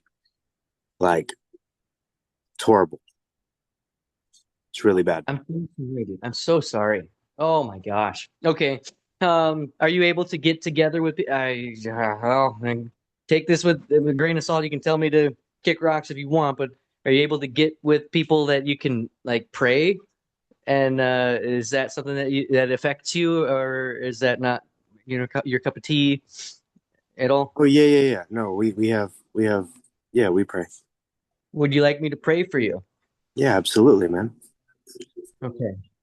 I I follow the Bible. Is that your Uh, situation, or I'm a, what are you? I'm Messianic Jewish, but yeah. Oh, respect, dude. We would get along. I'm near that circle, not quite exactly that, but yeah, Yahuwah, and we got you. Um, I'm with it. Okay. Respect, dude. Oh my goodness. Oh, okay. We're gonna get along. Father brought us together for a reason, and here, I'll just do it right now. I hope this isn't offensive to anybody, and if it is, just like that's too damn bad because this is on brand for me. Father in heaven, thank you so much for bringing this man to our attention to give us this wonderful experience to learn and allow us to grow in our faith as we walk by faith, not by sight, and lean not on our understanding, but yours. And we know that all things are happening, for a reason, and through your divine, set apart wisdom, we can grow in the ways that you see fit, and all things happening for the goodness of everything, and goodness of all that we can share with our fellow man, as well as learn what we might need to learn in your divine timing. And so thank you for bringing this man to us, for us, and bringing us to him for him as well. And may he experience the much needed relief and remedy, and use these experiences to shape a better America and a better personal situation for him, and have him become the I guess untouchable, a man of respect and perhaps renown that the world may need to see and learn from in a way that exemplifies your honor and glory. And may the world bear witness and may the Father bear witness to the strength and glory of his creation in this man right here. And for me, I pray in the name of Yahushua HaMashiach, may it be, so be it. And thank you so much. Thank you, brother. Appreciate you. All right, guys. Have a great night. I have to go because the police are walking and I cannot get caught in this awful. So, talk to you guys later. Thank you guys All for right, good night. Be safe. Cheers. Peace. Bliss, bliss. Wow. That was a lot. Right. Sure was. Hey, bro, I had a quick question for you. Now that, he's not on the line and we ain't taking up time and everything. I didn't want to take any of the limelight away from him, and his situation is serious. Respect. You guys kept mentioning what was it called? What was it? Setback or chargeback? I forget what the term was. Charge maybe, or set off? No. I know about the discharge and the set off, but it was something about kind of like, it sounded something like back pay or retro pay or something like that about the trust. Yeah. You did you backdate the trust? Backdate. There we go. Yep. You just say, yeah, I made this trust in 2012 or whatever it is. You know what I'm saying? Like that's when that trust was formed. It was in 2012. Yeah, it's filed in 2023, but it got, that's when it was made. Because can you can you prove the otherwise? Oh, you can't. Okay, well then, And are you saying that you could do that with pretty much any private trust that you create? Man, I could, if you want, like, you can do whatever you want in the private. You know what I'm saying? But when you're registering it with the IRS, they allow a 12-year back date, and because the IRS is more or less it's a public entity, right? And so you're bringing the EIN is more or less, you can think of it as like a public notice of the existence of something that is private. Right. Does that make more sense? Yeah. And so when you get this 98 number, this EIN 98 number, that's the entity that can be backdated. But I mean, we can have many trusts in the private that are never given an EIN, that the IRS never knows about, that nobody ever knows about. You can actually create a trust verbally, with somebody in your home, and that's the trust right there. Right. You don't. Many things can go on in the private. I don't mean to ramble, man. Did that answer your question though? No, you good. Yeah, nah, pretty much. Yeah, because I obviously had mine built with ChatGPT, with the help of ChatGPT, and of course, I vetted it and had it all programmed pretty well so it could perform the way that we needed to perform, and it did pretty well. But it started talking about this backdating stuff, and I kind of disregarded it to a degree because I wasn't trying to putting myself in a position like he's dealing with lying and risking any possibilities of penalties or anything. So I just kept it clean cut, like, oh, this is the date that I created it, because I just signed my private express revocable trust February 14th on Valentine's Day. So when I heard about this backdating thing, I was like, how does that work? Is there going to be like some type of thing that they'll consider to be illegal, quote unquote, with their statutes and codes and their bullshit colorable law? Or is this something that we could really maneuver with and it could benefit us if we do it properly and not, you know what I mean?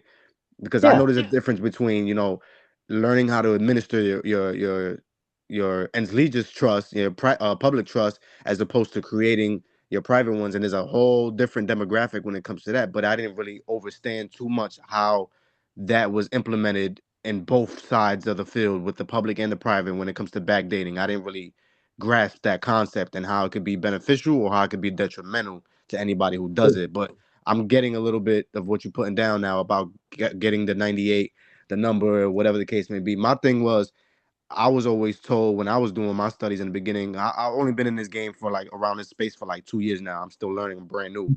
But respect.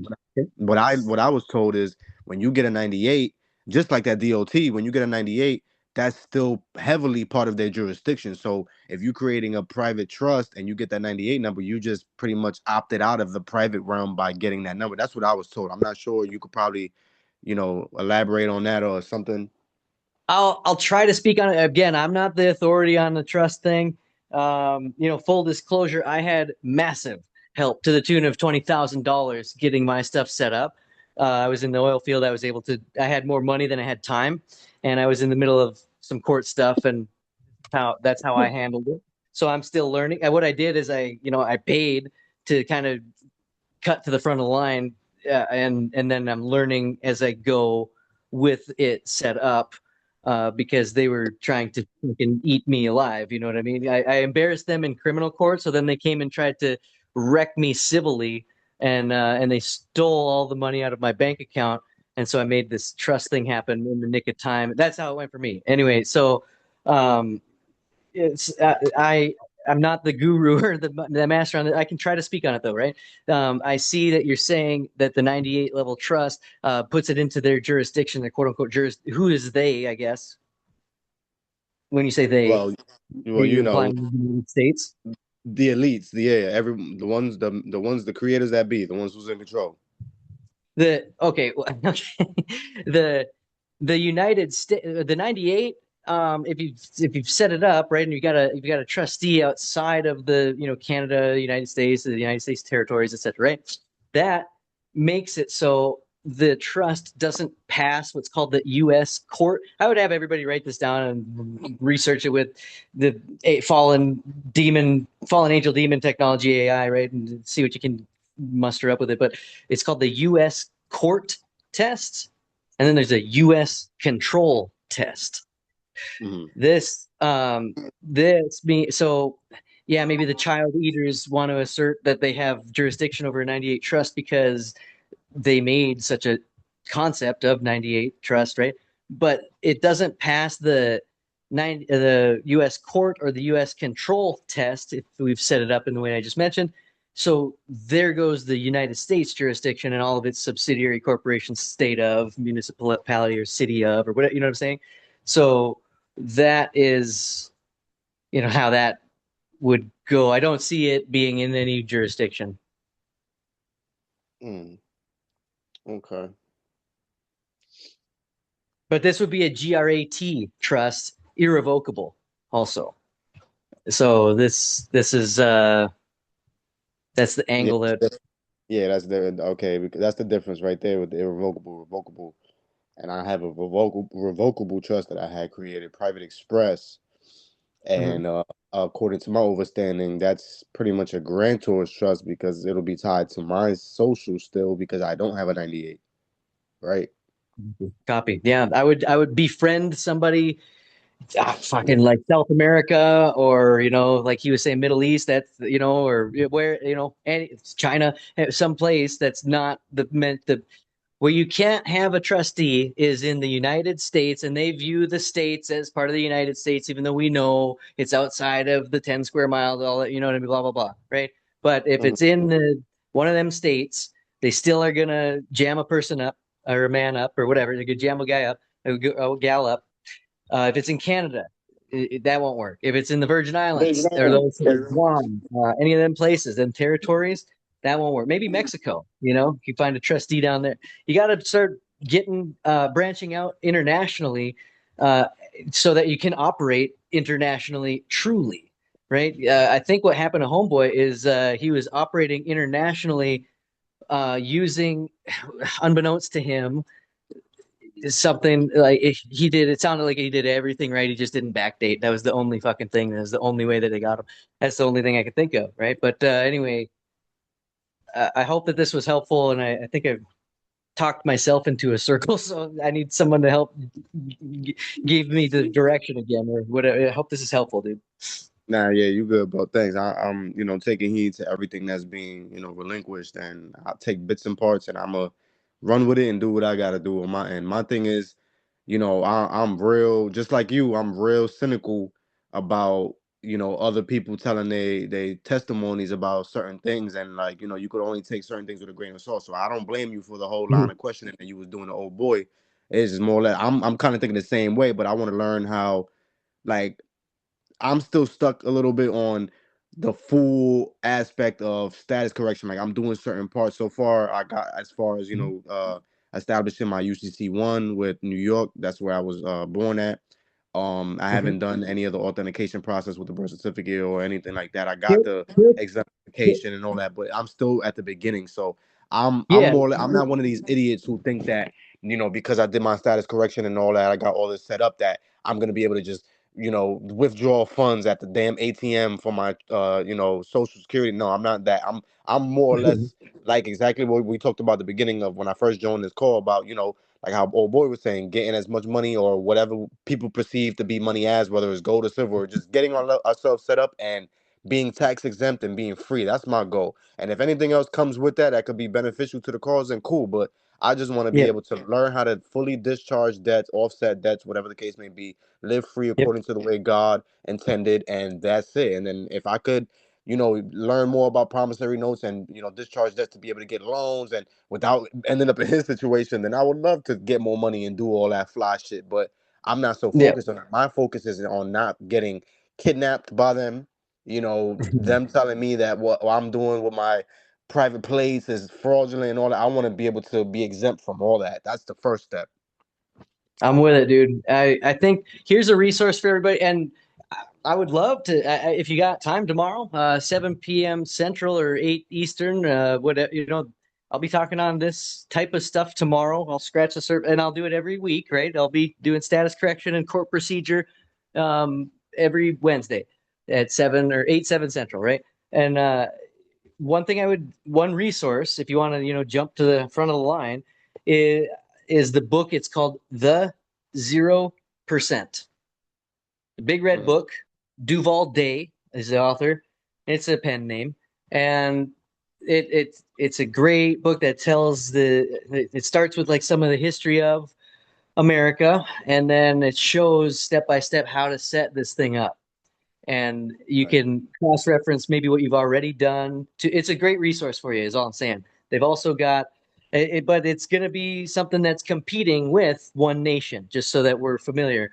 And they are, if you want to be a private client of them, they are fucking expensive. So I think what we're doing here in One Nation, and I haven't spoken with Black Swan yet, but I do think, you know, there's massive value that we are building that will rival and maybe even best the 0% group. But that book remains to be in my opinion, vital resource for us if we want to, because the whole idea is the 0% tax liability, right?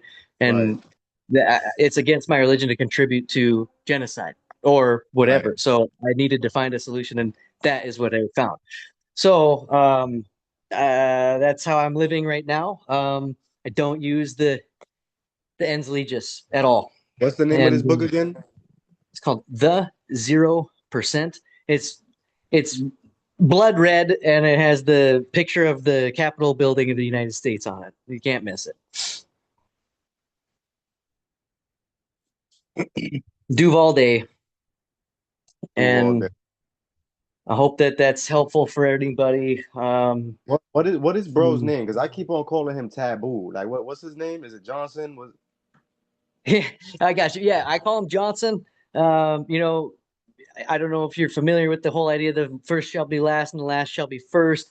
Many people take their last name, quote unquote, last name, and change their name with an adult name change process to do their status correction, and they put their last name first and their first name last to, you know, address it like biblically.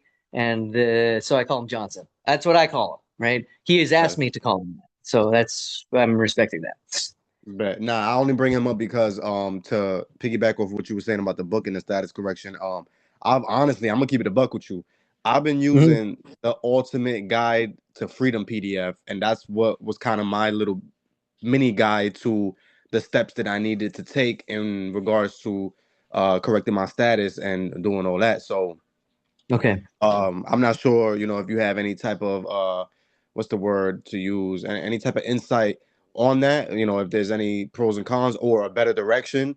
But you know, because I sent in this SF-181 and that little bullshit, I didn't get no response from that. And I was told that you never will, as long as you keep your receipts. You know, that should be it. But I don't really know, bro. I'm still learning. I'm gonna keep it up. I'm being about my shit. Respect. Can I call you? Is it Jay? Can't call Jay? Yeah, you can call me Jay. Yeah. Respect, dude. Okay, so Jay, I think you're spot on. We shouldn't expect them to respond, and here's the maxim, right? Silence is acquiescence. If they don't respond, we agree to it, right? Mm-hmm. So with these, and you can also think of like this SF 181, those forms and stuff. You think of them as equitable notice within their system. That's it, right? I mean, that's all you're really doing is giving them notice. What the true status correction is your behavior. How are you behaving? Are you behaving like you're under Yeah, subjection of conduct. somebody else? Yeah, You know? yeah. Anyway, but then also the idea of this authentication, I have a love-hate relationship with it. I'm not convinced federally authenticated birth certificate is necessary or Yeah. needed. You know, Yep. I did it. I did do it on the state level. It's authenticated through the Authority of Palestine and on the state level. And I was like, I haven't done it on the federal level yet, and I don't think I'm going to. And well, anyway, because I'm flying free. I really am. I But spoke to also, Taboo about that too. Not to cut you off, like, and he told me I never got in contact with him ever since. But he told me he was in the process of doing it himself. He was like, "I'll let you know, bro," because I was questioning him too. I'm like, I'm told that people who like us who want to live in the private, we don't want to be part of their jurisdiction. I'm told that if you authenticate your birth certificate, you're jumping right back under their jurisdiction. And he was like, I'm not too sure. I'll let you know when I do it. And mind you, this was like a month or a month and a half ago. I last spoke to him on Facebook and I haven't heard nothing. So I'm with you on that. I'm not too sure. Like I was told you have to do it on the federal, state, and county level. I'm not yeah, even sure how accurate that is. I suspect that here's kind of where I found myself. I'm gonna take the long road, and I hope that you're gonna see what I'm saying here. But I suspect I'll come back to the suspicion. What I have found is a lot of this status correction stuff is hearsay. Yeah, I heard this. I heard that I need to Yeah. do this. I heard that I need to do this. Nobody's looking at the source material or like the Internal Revenue Manual and things like this, which I will True. show in status, but like if we're basing our life, and that's one thing I needed to learn, and that's kind of what I mean by behavior. I no longer behave in a way where I accept hearsay as any And listen bedrock to of evidence. anything that I move. Yeah. So it's not I heard. So the only way the only way I know of authentication is by hearsay. They don't even call it authentication. It's an aposty. I don't know if you've seen that, but I've never seen it ever be authentication. It's always this different thing that they call an aposty. And well, anyway, um so because it's all based off of hearsay, I have in my world, I'm ruthless. If it's hearsay, I get rid of it and I don't even acknowledge it as real anymore. And that has served me well so much.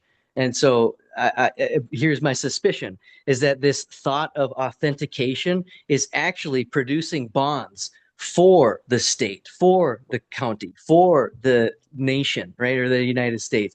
And so they're tricking us with hearsay, making us think we have to do stuff, and really we're just generating bonds which are money for them. And furthermore, like a lot of this like going into court stuff, I think that's also a head fake and getting us all to go into court so that we fight. And every time we file a motion, they're going to securitize that too. We're just making money for them. And so a lot of this shit, I think, is kind of like they've got people in this freedom movement spreading hearsay, getting us to generate essentially negotiable instruments that they cash in on. And we're thinking that we're like, oh yeah, I'm appealing this. Oh, what did you do? You opened another fucking bond so that they can, you know what I'm saying? So I think we should just be wise about hearsay and behave in a way that things flow to us as opposed to. I mean, when I go to court, I don't get paid. They do every time I show up. Every time I show up, they get paid. I don't get paid. Where the fuck? What the hell's going on here? So I think we should behave in a way where value and such flows to us. And since I have started in with this, like I've decided I go out into my community and I add value in certain people's lives, and that value comes back to me by way of, yes, Federal Reserve notes at the moment. But I have started asking for precious metals instead, and I have started asking for, I'll just horse trade this value for this value instead. You kind of get what I'm saying? I'm starting to behave more as a sovereign, and it's true. And I'm seeing it be acknowledged. Is that? I hope Mhm. that's helpful. You know. Yeah, I dig it. I get what you're saying. It's all in the conduct, and that's the same way in the courts too. Like you could have all the damn knowledge in the world about sovereignty and state all the right statements and whatever the case with doctrine, but if you filing even something as small as a motion, which is pretty much a plea and a request, it's gonna hurt it's gonna harm your defense, or your stance, more or less your standing. That's what I was trying to Well, explain to somebody the other day. I, Jay, I just want to intervene quick too. I like if you show up and you're learning from me about court procedure, I still, you know, if we're playing ball with them, I do motions. I know like I play their paper magic, verbal magic. I'm just better at it than them, and so I win. That's my angle, right? If we're playing chess, I'm just going to be better at chess than you. Or if we're playing Right. checkers, we'll just be better at checkers than you. Instead of like, oh, we're sitting down to chess, I'm gonna whip out all my checkers moves. Well, fuck, you know what I mean? So that's so I don't teach don't file motions. I know other people are saying, and like he was saying, the chancery and like the equity and stuff. Just so full disclosure, everybody, I'll be showing court procedure, I guess the quote unquote old fashioned way, and just showing how to be a better bar type of person than they can be. And we leverage our own, like we're not bound by the bar. We can just be better Right. than them and use certain shit. So I just needed to interject there. But by the way, I agree with you. What I'm saying is just to clear it up, it's not more or less like not file motions. I'm not saying not to file motions. I'm just saying there's a difference between so certain people could understand. There's a difference between filing a motion, which is AKA a request, as opposed to making a declaration and a demand and letting them know this is what should be, this is the law, and this is the consequences. Don't abide by the law and live up to your oath that you took to stand up to the Constitution or to abide by the Constitution, whatever the case may be. They know what they did. They know why they're in office. So it's like putting them on notice as Yeah. opposed to asking them to do their ministerial judicial duty. It's like, here's what you need to do based upon these pretenses. Like, this is the law that I found, and this is, for instance, the case law that pertains to this similar matter. So y'all need to move on this, as opposed to, hey, can you come and do this for me, please? And of course, I they have see the it. rights to say no, and they're gonna say no 9 times out of 10. Yeah. That's pretty much what I was saying. Thanks, Jay. Thank you for that. And forgive me for jumping to a presumption there. And I might as well work for the government if I'm going to do that, right? No, I appreciate you. Thank you for that. And I agree. Here's my challenge is like a few of my mentors. The only way to get the court to do something is to do a motion. You're moving it. You're moving that energy. So emotion. So like if I want it dismissed, I can't just like, well, I need this to be dismissed. I have to motion for it to be dismissed. And then in that motion, I would put in those things that you just said. Right. That's there's flow to it. Very wise stuff that you're saying. So thank you for your clarification. And I guess I petition your forgiveness on my presumption there. And then, so thanks, Nah, man. you good. You good. I have a question kind of touching on that. I've kind of been thinking about this, like just in my head. So like when it comes to like, say for instance, filing a motion, do you have to use their documents or can you create your own and do your I've own? only ever created my own. When you say file, use their. I'm sorry, Sean. Sorry, my I baby came in here. I had to cut it off. So, like, okay. for instance, instead of filing a motion, like, okay, so use Chris, for example, in his trust workshop. He doesn't really like using motions because, again, you're asking for permission I versus want to see. I asserting. want to see. Can you show me the source material of how a motion is asking permission, I or is that think hearsay? what she's talking about is more or less like the format and the structure, right? Like, are you talking about like a court pleading? Like, do you need to use Yeah, their format? yeah, like You when don't. if you look at like any of like their documents and stuff, that's what I'm saying. Like that's why I'm asking, can you use your own stuff? Like Chris, he uses what he calls monitions, and it's not necessarily like a court form or even anything. I don't know if they even recognize it or whatever, but if you're bringing it, that's where I'm confused. You could use your Sean, I'm gonna. own paper handwriting if you want to, but me personally, I'm Okay. gonna speak from my experience. I use I found a template on Google and I put it into Canva and I scrape everything that's on there and I change it for my information. It has kind of like the same format as theirs, but it's not 100% the way theirs is.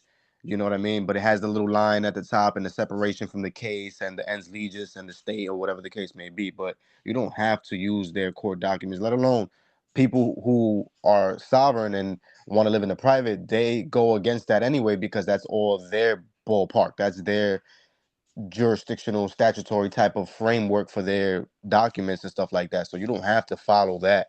You just got to use what they use. And like how bro was saying, you just got to use what they do and play chess better than them and state their statutes and their stupid penal codes or whatever and use it against Yep. them. That's it. You don't have to. You can write it on a napkin and turn it in and freaking Well, file it.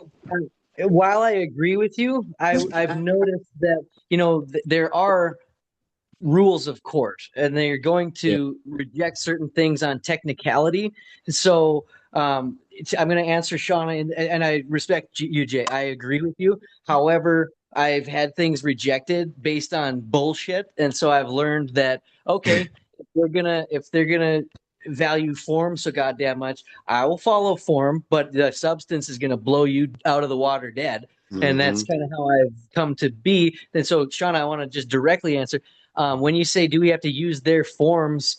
Every time I start, and of course, like now I have my own like template so that I do the what's called the caption or what you might see as like the heading of the court. I just keep that saved if for any given court case, so I don't have to rewrite that every time. But the idea is, like the defendant or the plaintiff, and then on the other side the judge, and then the fucking title of it. Anyway, my point is, I've never used ever once anybody else's form.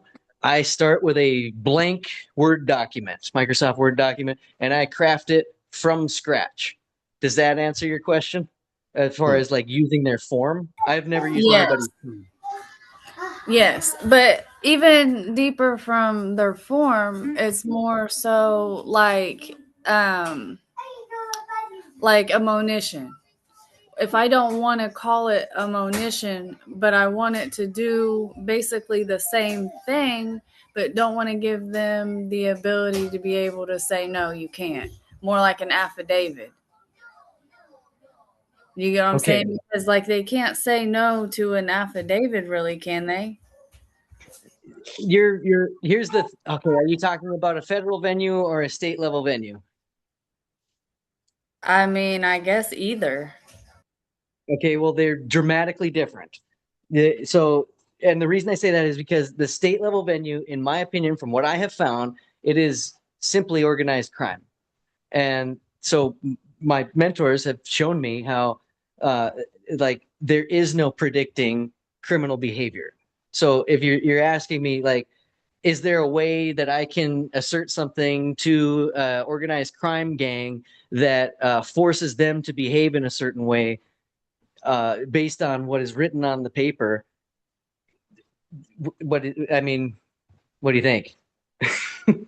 You know? Right. It's almost like you just probably wouldn't even give as much energy to the lower tribunals because you don't know what they're going to do anyway. I mean, I guess give somewhat of an effort, but then uh once I mean, you end up just having to take it over their head. I mean, no disrespect to anybody. Shauna, you should know exactly what I mean when I'm about to say, and I'm not trying to step on anyone's toes or say anybody's right or wrong or anything. I've never once in my life heard of a monition, and I don't know. I guess I just have a quick question for you. Do you have firsthand perfected knowledge that you have seen Sacre use a monition and have it be successful for the end in mind that he used it for? I've not talked to him about using it in court. He uses it like in his trust. But I'm just thinking, what if you could use it in court? You get I'm what saying, I'm saying from my experience, they would look at that and throw it over their fucking shoulder. Yeah, that's why in my mind, that's why I'm like, I feel like what you just said are just a bunch of criminals. So it's like you just never know anyway. You're just obviously But what just we can taking do, a chance. what they will. I'm not saying it's all a hopeless endeavor, and I don't mean to talk over you. I'm sorry. I got excited. You go ahead, Shauna. Sorry about that. No, you're good. I just no, what you're saying is making sense now because it's like they have their rules. It's almost like you said, if you're playing chess, just play it better than them. They can't be playing chess and you come playing Monopoly. Like it's Yeah, just they're gonna look at you like you're fucking crazy, and they're gonna spread bullshit in the community and jam you up in because they're in the community too. mhm. It's Joe Blow at the gas station. It's the person at the library. It's the county recorder. It's everybody in the community, and they will just fuck your life all to hell because they're all Freemason bullshit, pedophile, You know what I'm saying? Anyway, my point though is that. If we follow the things that they do accept, now we have record. And then when we go into, because here's my process, I'll just give a quick, right? I play ball. I operate kind of like a snake in the grass in the state level court long enough to where I've entered certain things in. And if they, like, for example, I know for a fact that if I present a question if I present a material fact if I present something that is a material fact, a question of a material fact that the judge has to answer on the record. I know that. That's judicial canon. So judicial canon is the rules that judges have to abide by, and then the rules of professional conduct are the rules that the prosecutor or the attorneys have to abide by. So there's rules of professional conduct and there's rules of judicial conduct or judicial canon. We should know those in our states. Anyway, I know that the judge has to make an official ruling on a motion on the record when a material fact is in question. So I do that in my motion, and then he has to make his ruling on the motion on the record. So if I do that for, like, let's say a motion to dismiss, and now he has made a ruling on the record and he denies the motion to dismiss, now I have record of a crime that I take into a federal venue. That makes a lot of sense. Yes, it does. So that's kind of like I say, chess. They wanna act like they're the big fish in the little pond, and we pretend like, oh gosh, you hurt me so bad, and now we're going down the tributary and we're in the fucking ocean, and that's a great white shark, and now the great white shark don't want me, it wants you because you're a bigger fish, you motherfucker.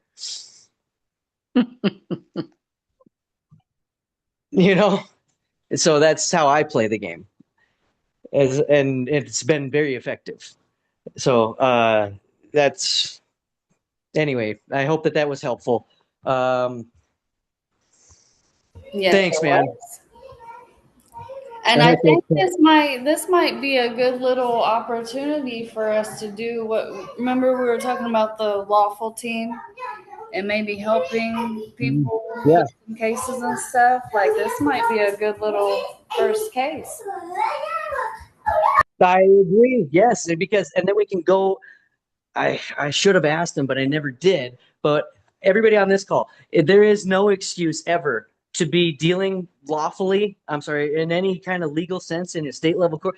Put it this way: if you're associated with me and you're doing anything legal, and you are deciding that, oh, I don't need two witnesses, you don't get to deal with me anymore. Like, that's a requirement. You have to find a way to have two witnesses to any act that you're doing, especially in court. I don't care if you buy people donuts under the bridge and bribe them. Hey, come in here. I need you to witness just in case they try to do any treasonous activity. Now you have two witnesses, and that's what's needed, both biblically in Deuteronomy chapter 19, verse 15, but also treason. The statute is 18 USC 2381 says you need to have two witnesses to an overt act of treason in order to charge it. So bring two witnesses for every single thing that you're ever going to do in court. I don't care if it's your mom and your grandma. You get them in there. Does that make sense? I hope everybody. So I want to get your opinion on this because the judge held me without a bond for over 30 days on a misdemeanor, first ticket, first offense ever. But when I'm looking at things like that, to me, he was committing treason, going against the Constitution, because the only two crimes that someone could be held without a bond is murder or treason. Can you run by the beginning part? It was cutting out a little bit. What did you say? I said when I got picked up on my warrant and was unlawfully detained, when I went to my initial hearing, he didn't give me a bond on a misdemeanor charge. It was a failure to appear, but I had an attorney that showed up. Okay, so you had an attorney show up for a bond. I'm sorry, you wait a minute. So you had an attorney? I did have. I originally had hired an attorney because I had moved out of state, just didn't want to deal with it, and thought that was just going to be easier. Well, no, the judge gave me a failure to appear and issued a warrant, and I ended up getting picked up on that. But when I went for my initial hearing, I didn't get a bond. I had to sit in there until my pretrial. Okay, copy that on the bond. I'm going to focus now on the attorney piece, because when you I don't know if anybody knows this, and Sean, I don't know if you know this. When you hire an attorney, you sign over all of your rights to be stewarded by that attorney, and you waive all of your rights indefinitely, like forever, actually, until you revoke that, what's called a power of attorney. They keep a power of attorney on file into perpetuity. So if you've ever hired a lawyer ever in the past for anything, the Bar Guild keeps that, what's called power of attorney, which means they get to steward your rights and you have waived them. They keep that into perpetuity, and they will leverage that unbeknownst to you in the future at some point in time. So I hope that is effective. Give me just a second here. Everybody, just a second. I got to send a quick text. Yeah, that's true, because I was dealing with criminal court in the past, and when I attempted to do some other things, like they would hit me up and try to see, like when they took my money, I got arrested, they took my money and they wanted to see if I wanted to come and get it or forfeit it. And when I started inquiring about it, they went back and mentioned my lawyer's name and pretty much told me that I had to go through him in order to, do anything, file something, whatever the case may be, because I had already retained an attorney. And this is back when I didn't know shit about shit. I didn't know about being an attorney. In fact, I didn't know that they were represented by the British Crown and slaves to them. Yeah. I didn't know crap. But what you're saying is definitely spot on, because that's exactly how they operate. It's not, I didn't know it was going to be like a perpetuity type thing, but I just know that it was like set in stone on the record, public record and all that. That's the person who pretty much was your little babysitter at the time that you pulled up in court. Right. Yeah. What I did was I looked up the Indiana code for the right to withdraw counsel, and I submitted that before my hearing. And I tried to tell the judge, and he shut me down, said, "You're not allowed to speak here. This is your attorney. You're not allowed to fire him," and all right, that. because you didn't, what's called, revoke the power of attorney. I did, you know what I mean? Yeah, I did that, and I submitted You did that. Yeah. You have. I would. Sorry, I'm not trying to interrupt you, Shauna. I will review what that doc. You got to have that document, I'm sure, right? Of when you said you revoked the power of attorney. Yeah, it should all be in my file. Okay, if you want, I will review that document for you, or like tomorrow. I would do it live for everybody if you want, or whatever, or with you one-on-one. But my suspicion is you thought you revoked the power of attorney, but you did something else that seemed like it, and so the power of attorney remained intact, and that is why they continued to treat you the way that they said. That's my hunch. Now, the other possibility is you did it correctly, and they just performed criminal activity on you, in which case they have liability that you can still, because once a trespass, always a trespass in the eyes of equity, right? And so there is no statute of limitations on shit that happens in equity, in other words, right? But so we can address both versions of that, Shauna, if that makes sense. Yeah, because like probably, I don't think it was the next day. I think it was like 2 days after my initial hearing, my attorney came up and saw me. And he said, I received that, but I don't ever go off of filings. I got to talk to you face to face to make sure you're really withdrawing counsel. And I told him face to face. So then when I went to my pretrial, I was in there basically representing myself, and it turned into a whole situation. The prosecutor was like, you have to admit you're a person. That's how she kept saying it to me. And I already knew what time it was, so I went ahead and signed the plea, and so I could get out, because they weren't going to let me out unless I signed it. But that's neither here nor there. It's the whole thing is confusing, because I didn't even see the same judge. I saw a senior judge, and nobody there had ever even heard of him or knew who he was. Yeah, sometimes they'll actually pretend there's someone else. I've seen that too. They do unbelievably shady stuff. Again, it's a criminal organization. There is no predicting criminal behavior. I've seen a judge that is a biological man show up when it's a female name. So they will do all kinds of stuff, and it does, like, you know what I'm saying? It's some crazy ass shit, and you know, like,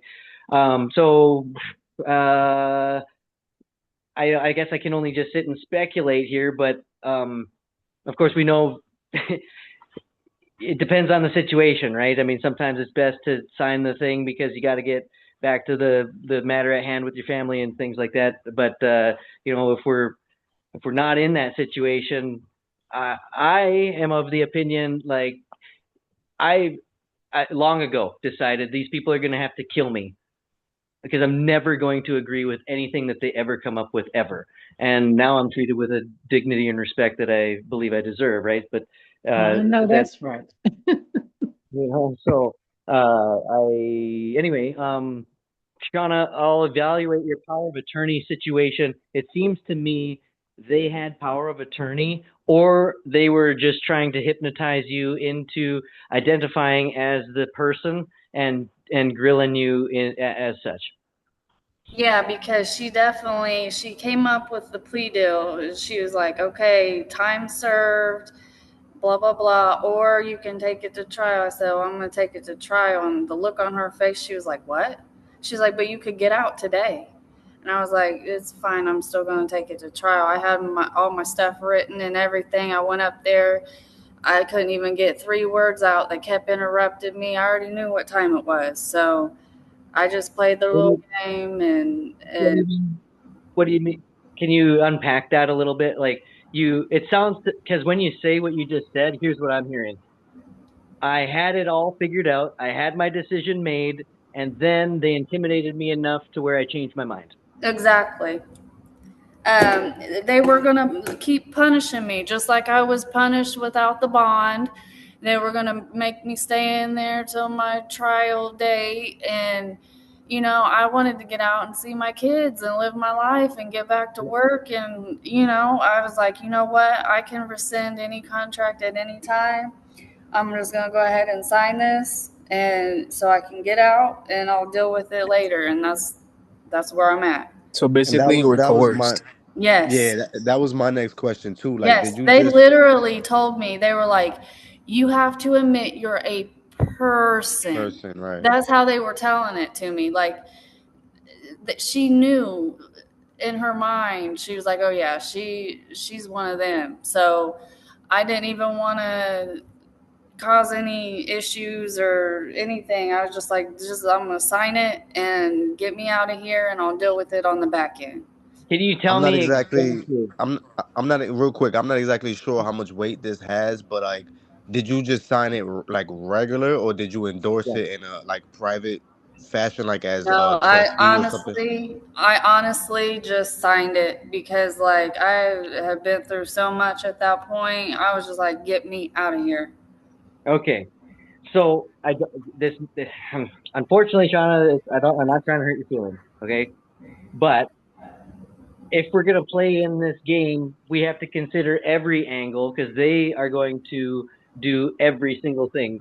So if I have a family and kids, I'm probably not going as hard. I'm not gonna be playing this game. I'm gonna be mostly identifying as a person and going along to get along until I've secured, what is that called? Secured perfected interest in all of my assets, including my children and myself, right? And in a trust and stuff like that. Until I have my fortress and my castle all set up and I know how to operate, I know they're going to leverage every single thing against me, and then, or at least know how to put under threat of duress or coercion on the signature line, or reserve my rights, or sign in a certain way that you know robs them of the ability to cash in on anything, at least. You know what I mean? We got to have, yeah, you did you did the best you could with what you had, but at the end of the day, they leveraged fear, which made you make some decisions. But I want you to remember this, Shauna, and anybody, right? Can anybody ever make you do anything? No, but they were going to make me stay in jail if I didn't sign that paper. Yeah, I get it. And see, I'm kind of like a David Goggins, kind of fucked in the head a little bit. Like, oh, you want to cause me pain? I'm going to eat your soul, and I'm going to cause myself even more pain so you can watch me be in it and fuck you for doing it. That's kind of how I operate. Oh, you think so? Watch what happens when you cause me pain. It's going to cause you pain. And that's how fucked up I am. You know what I mean? Yeah, Like, if I didn't have kids, I would have been on the same thing. I'm with it. I'm with it. So we all have to consider all of the cards that we have. You know what I mean? But also, did you have two witnesses?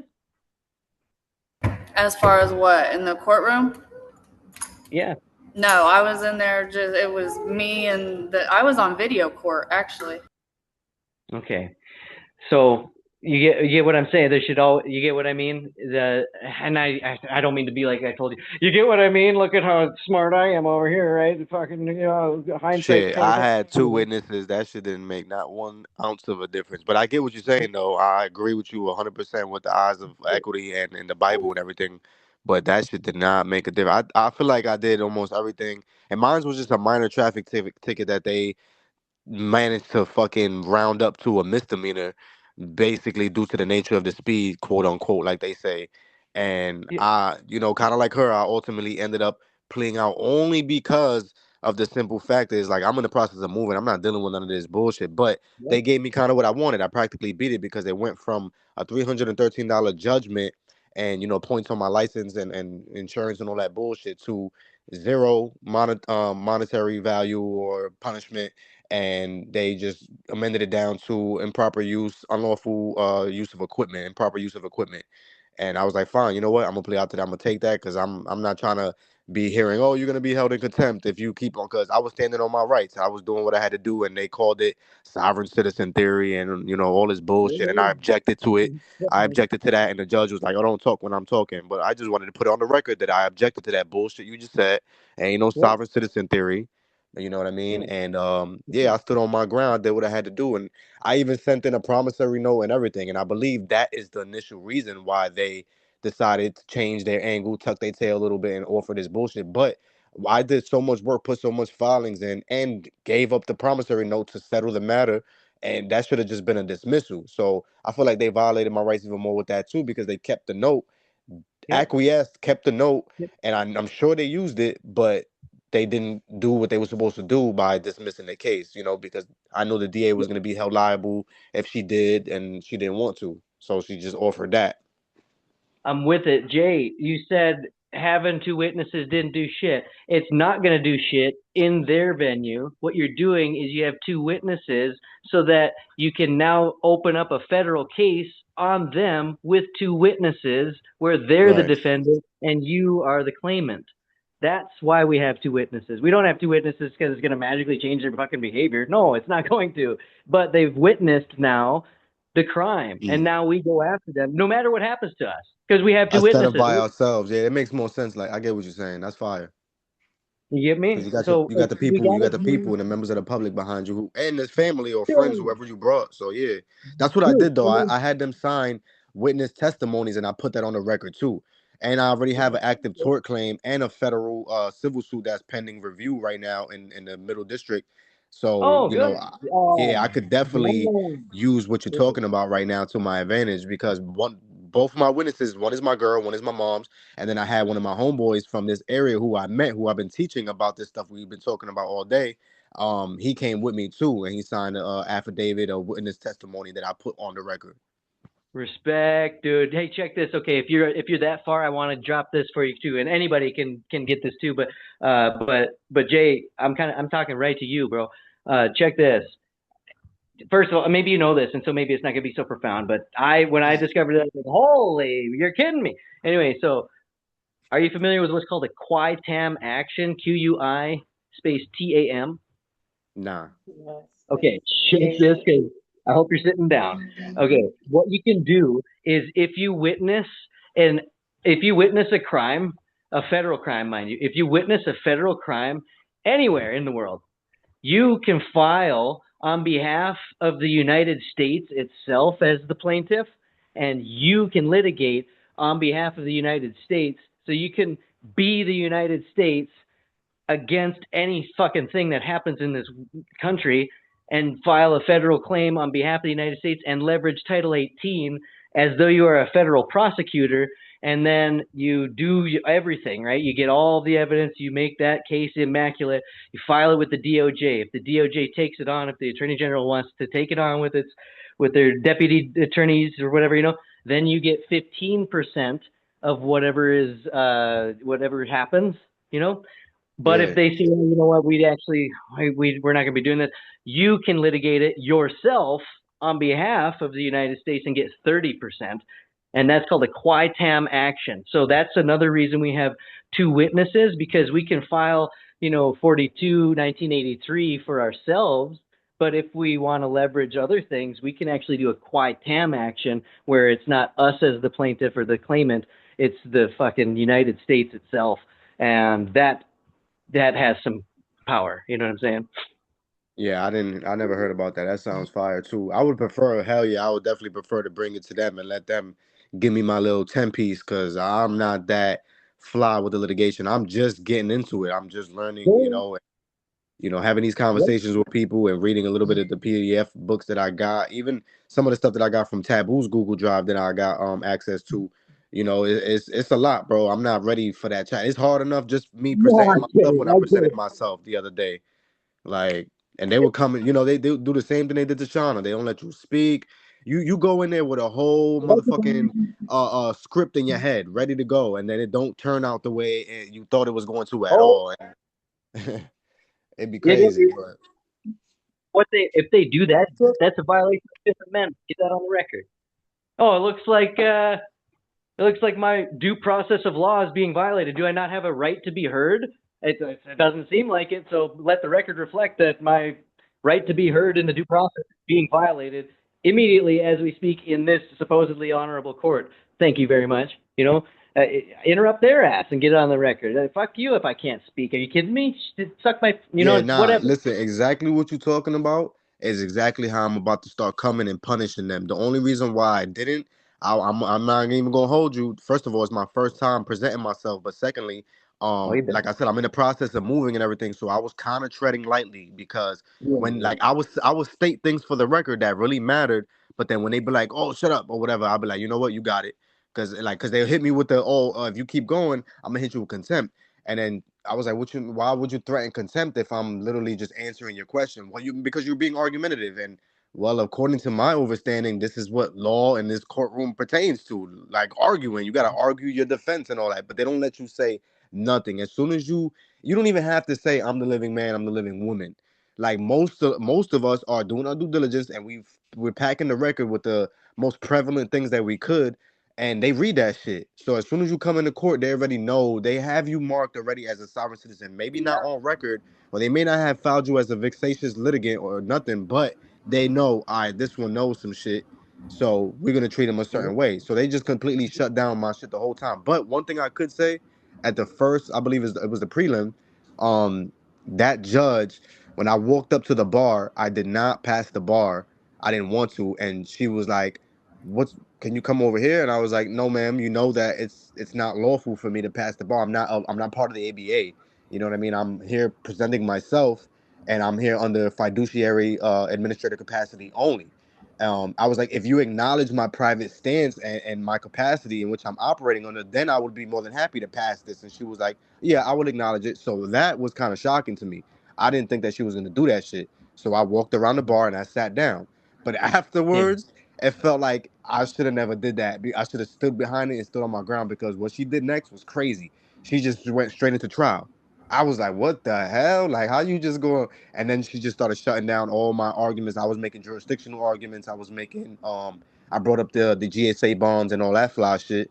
That's And she just that. kept And trying to shut everything I'm down. not trying to interrupt you, but that's where I'm noticing that everybody is going wrong when it comes to these administrative courts. We have to do their procedure. So what they're doing as far as the arguments, that's the reason why we're doing it, but we have to play their rules to win it, if that makes sense.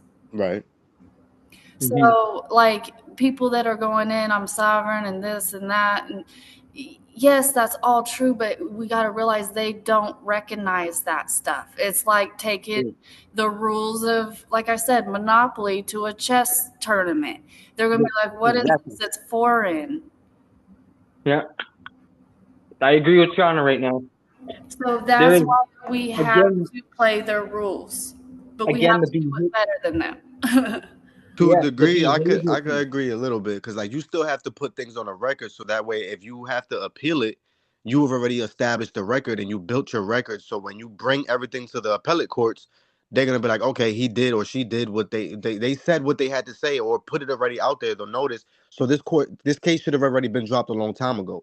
But it's up to the Right. appellate court to do their ministerial duty to be able to recognize, listen, there's fraud here, or there was no jurisdiction to begin with. So I'm gonna throw this case out. The more higher up you go. But if you just sit there and get beat on and you don't say nothing, and you just think you're playing a game to try to get out of something, it could backfire, and it could go for you too if you do certain things right. But for the most part, you still have to put certain things on the record. I agree with you 100%. You got to play that game, but there's a certain way to go about it, and there's other ways not to. And now I learned through experience too that we no longer should be even trying to challenge the jurisdiction. We should just be focusing on settling. And when we have the standing and we have everything set up, like bro was saying, we got the fortress, we got more than just the UCC one filed and the trust and all that. Everything is good. Money.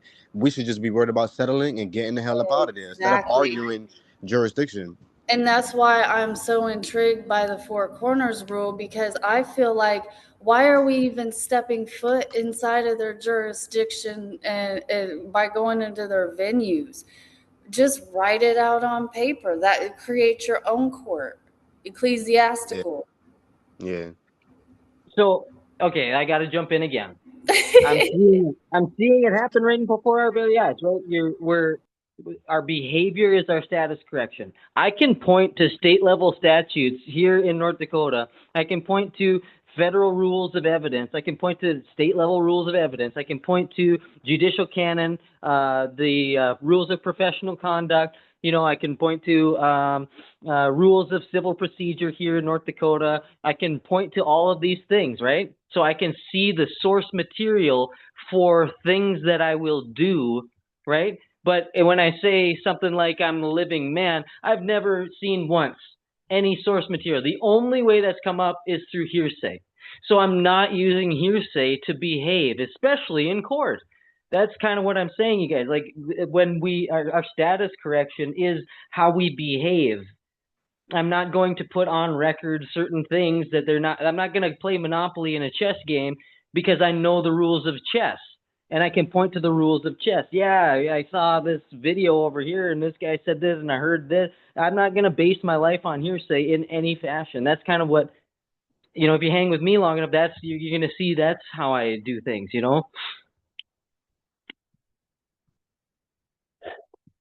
That's No, why I made the way I move. yeah, I mean, and that's, people are so caught up in needing the receipt, the evidence, the concrete, the proof, the piece of paper. Look, I did it. But you're absolutely right. It's your mindset and it's your actions, how you embody it. And then furthermore, I wanted to touch on, we're talking about going to the appellate court. Yeah, we want to make that record, and that's just my head fake. I'm putting everything on the record as though I'm preserving appealable issues, right? And at any time, I don't know if anybody knows this, but you can file an interlocutory appeal. That means you can appeal in the middle of the case that's already happening. If you wanted to go appellate, you don't have to wait for them to totally fuck you at the end. You can go to appellate in the middle of the court case that's already unfolding. It's called an interlocutory appeal. But Noted.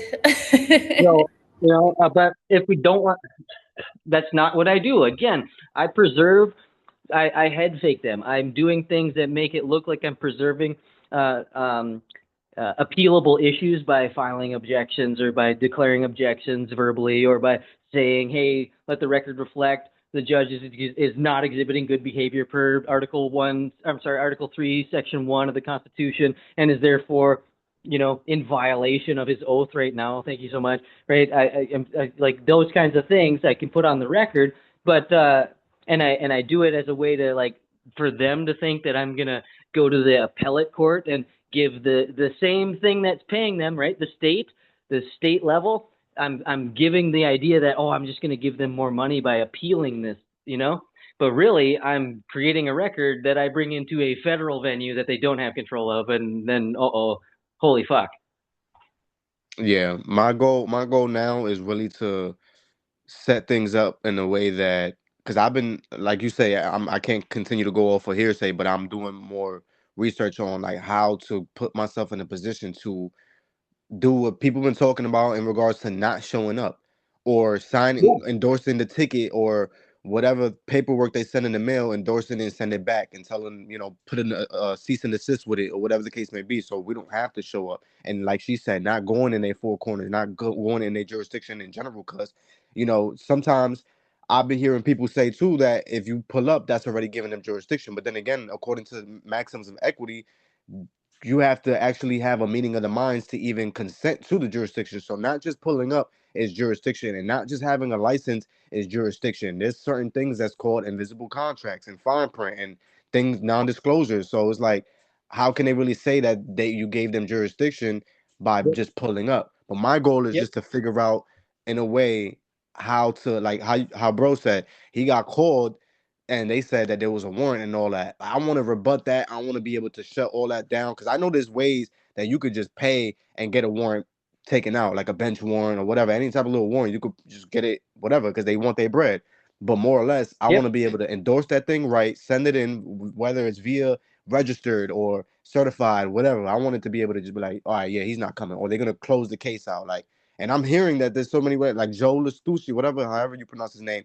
He's talking about how he got a trust backed by Silver, and he be getting cases tossed left and right. He don't even be pulling up. So, you could really only take grain of salt to what these people say online and everything. But hey, man, if we and those processes, I agree, dude. I'm with you so much. The reason I teach it this way is because, in my opinion, what you just mentioned is either intermediate level or maybe even advanced level, and a lot of people are starting at beginner level. And so if we don't even know, like I said, judicial canon, professional conduct, rules of evidence, if we don't even know those things, why are we trying to do advanced level magic? We should learn the basic spell, the fireball first, and then we can do the fucking, teleportation to across the universe. We should learn due process first. Like I bet you, I agree. like due process would be. Thank you, Jay. And I don't mean to ramble here, but just so everybody knows, here's due process really fast. I file something, right? The basic level, right? I file a claim. The opposing counsel or the opposing party or the defendant gets the opportunity to file what's called an answer. And then I, the original claimant, get to file what's called a response to the answer. That happens with the claim. That happens with any given motion. That's what due process is. And so we should learn how to do that before we learn how to do any other fancy stuff, because that's the bedrock. And then all those other things sprout from the bedrock. So we should learn due process first and then go into those kinds of things. Because I'm down. I believe in it. And the rules of civil procedure and all that tie into all that. Mm-hmm. Federal procedure too, everything. Criminal, there's all types of freaking things to look into before that. But you spot on.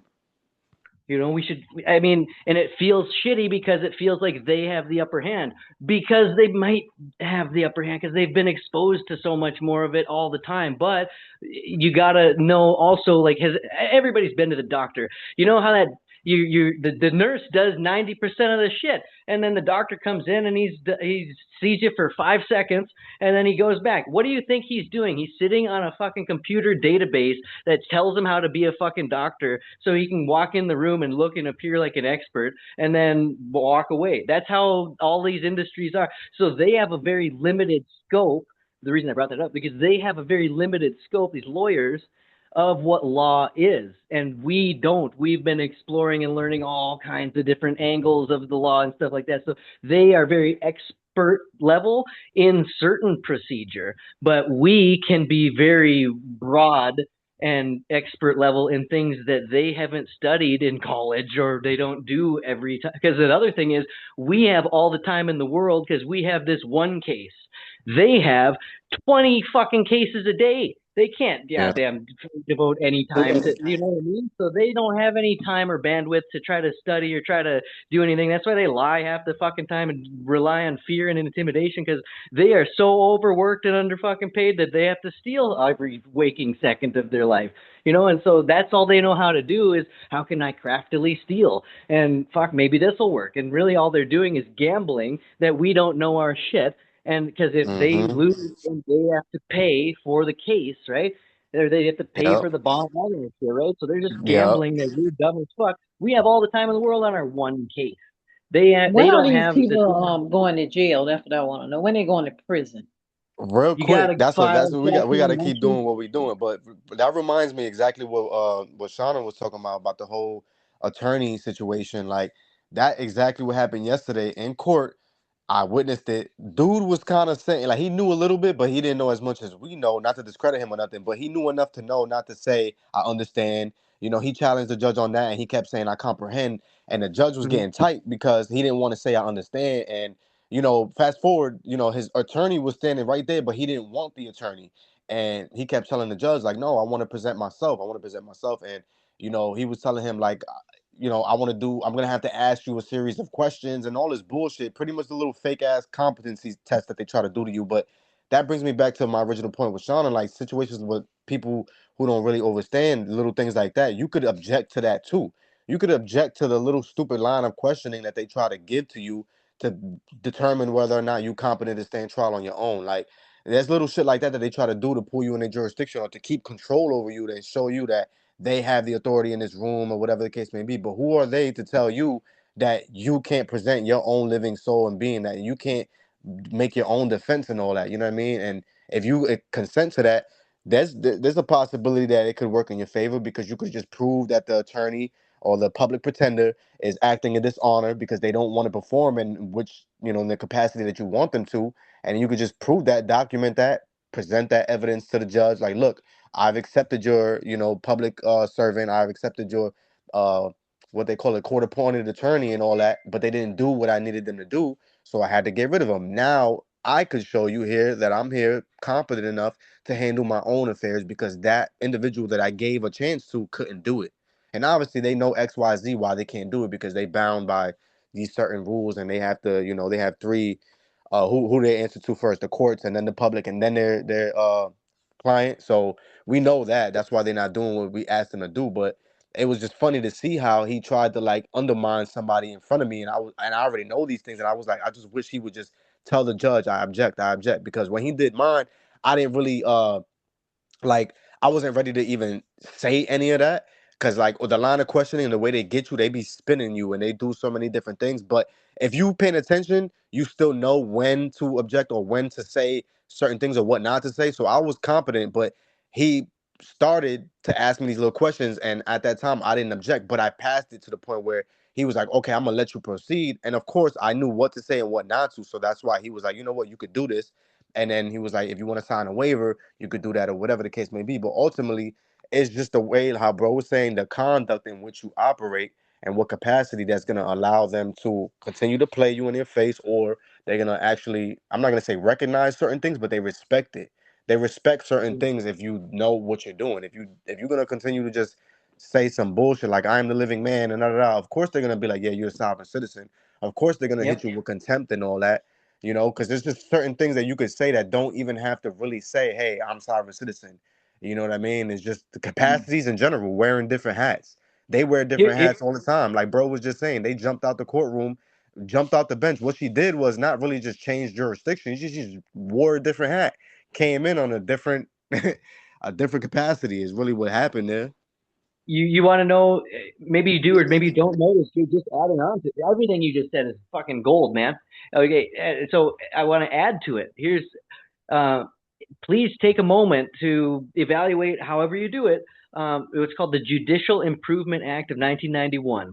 They don't even have to get up and leave to change their capacity. They can at any time change their capacity from a judge to a mediator, for example, and then they are not bound by the same rules as a judge, and they don't have to tell anybody that they're doing it, and they can do it in the blink of an eye, and you wouldn't even notice.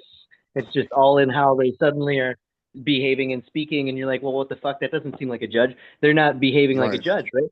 So how we do it is Your Honor, is this a court of record?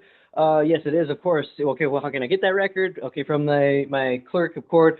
But we're really just here for an arraignment. So, I mean, what is your, are you going to plead guilty or not guilty? Well, I would be happy to answer that in just a moment, Your Honor. What's the nature and cause of this action here before me today? Right. They don't even let you get to that anymore, bro. I tried it. I'm telling you. I promise they don't. Yo, They I'm telling you, you go in there, bro, with the whole kit and caboodle, and you go up in there trying to spit that shit, they're gonna shut it down. It's exactly what happened to me. And she started, threatening contempt, or I'm gonna lock you up. She, what she told me in front of everybody? She was like, do you really want to go to jail for 30 days over a traffic ticket, sir? I was like, this bitch. So hold on a sec. So that's mediating. So I skipped it. I'm sorry. Okay. Before we jump in and interrupt me, give me a second to do this. Okay, so it was, are you in a court of record? Yes, okay, perfect. Are you here to plead guilty or not guilty? I'd be happy to answer that for just a moment, Your Honor. Do you have an oath of office to uphold the authority of the Constitution for this state as well as the United States? Well, of course I do. All right, perfect. I'm one of the people, and I accept that oath. Now we're in a trust relationship. Now he can't change his capacity from judge to mediator, blah, blah, blah, because you have bound him on the record to his own oath, and now he is a judge and a judge only. And so now he can't do what you just said. Well, these people got some shit fuzz all, don't they? Yeah, that's smooth.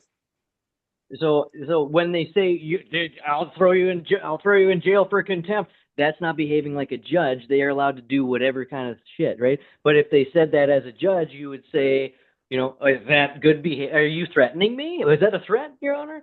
Are you not doing exhibiting good behavior per Article 3, Section 1 of the United States Constitution? If you haven't read it, please read that. Article 3, Section 1 of the United States Constitution. Because if you're not exhibiting good behavior and you're giving me threats, then that would be waging war on the Constitution. Is that what you're doing in the court today? Let the record reflect it does seem that the court that this court appears to be in waging war against the Constitution of the United States. Okay, but anyway, so we bind them to their oath on the record is what I'm trying to say. Then they can't change their capacity and start to do what's called threatening behavior. But then also we do want to know, everybody should know this real quick, the two things that would actually constitute contempt of court. Because anybody can, dude, if I have that weapon, I would be tempted to threaten people with it. The only way it's actually real is if your behavior dishonors and undermines the dignity and authority of the court. So if we're honoring the dignity and the authority of the court by simply trying to clarify jurisdiction, Your Honor, I'm actually honoring the dignity and authority of the court, so I don't understand how there could possibly be contempt. And I say the word understand because I've never found any source material to the contrary ever anywhere written anywhere that understand means to stand under the authority of someone else. It's never been written anywhere in any law, dictionary, or whatever. That's another hearsay thing. But Well, I'll I tell can you this understand. though, not to interrupt you real quick. I've seen it firsthand. Not everything is gonna be written because, of course, they don't want us to know that these things is real. But I seen it with my own eyes that the judge did not want to continue until old boy said, "I understand." He literally got mad and he was like, did I ask you if you understand? I mean, if you comprehend, I'm asking you if you understand everything I just said." And dude said it Fair again. He enough. said, I comprehend. And I was like, yes, my dude, keep saying that because they're going to try to continue to pull you under. Respect. Okay, so here's how I would handle that. What's the definition of understand? How are we defining understand today? You can never not ask a question in court. That's There's true, nothing yeah. not asking a question. So anytime they say anything, I would define what word. Well, how are we defining understand today? Well, I'm just asking questions. I just You're want right, to yeah. know. I'm afforded the right to know what language. I mean, far be it for me to accuse this court of performing language fraud, but I just need to know what words we're using so I can be informed and not misinformed in my engagement in my activity here in this court today. Well, how do Yeah. we define the word "you"? Are you referring to the word "you" meaning someone that owes a debt to the United States? Or are we saying "you" meaning something different? The common term of "you"? Are you saying "you"? And yourself? Are you saying the Social Security account as it is defined in the CFR? Or how are we defining you and yourself here today? I would never Yeah. respond to you. Are you I know what you Bob? talk. I know what you're referencing. I'm glad you brought that up about the whole oath thing. I'm glad you refreshed my memory because you're the second person that I heard say that. Like everything you mentioned about the beginning questions, I've already heard all that. That's why I wasn't trying to interrupt you. And me and Shauna started chiming in. But the oath part is the most official part of it, locking them in to that one capacity, and then continuing on with your other line of questioning. Hey, what capacity and da da da da da. Because most Bingo. people go into the whole spiel about the courts only allow 2 criminal jurisdictions. Which one are you? All that stuff. But it's more or less that oath thing that locks him in 2. That was a real sweet spot. Because that's the first thing I did too. I went and grabbed every single judge that was participating in this, what I would like to call a RICO, pretty much. I grabbed Bingo. every single one of their I grabbed every single one of their oath of offices. And I checked ever since I sent the promissory note, I kept telling myself, yo, I got to check the docket just to see what they updated or they want to, do something. The only thing they updated was the fact that they took out the judge, put another judge, and then I had only but a day to go grab his oath of office too and attempt to use that, to challenge him and his authority in the court and to see how he was going to operate. So that little key piece that you just said is definitely prevalent and is a good thing to let people know on because a lot of people don't even know that you can do that. But I'm going to keep it real with you. Like me and Shauna said, they don't even give you, I don't know if you've been in court lately or whatever, but you don't even get the time of day to even start with those things, bro, to be honest. You may get a chance when you appeal and you go to the next court, you may get a chance to say some stuff, but that first judge, they running you over straight up. They're not even playing none of that. They're not even giving you a chance to talk. Well, they're kind of at the tail end of their entire, house of cards are falling down, so they're going to be Yeah. really gnarly.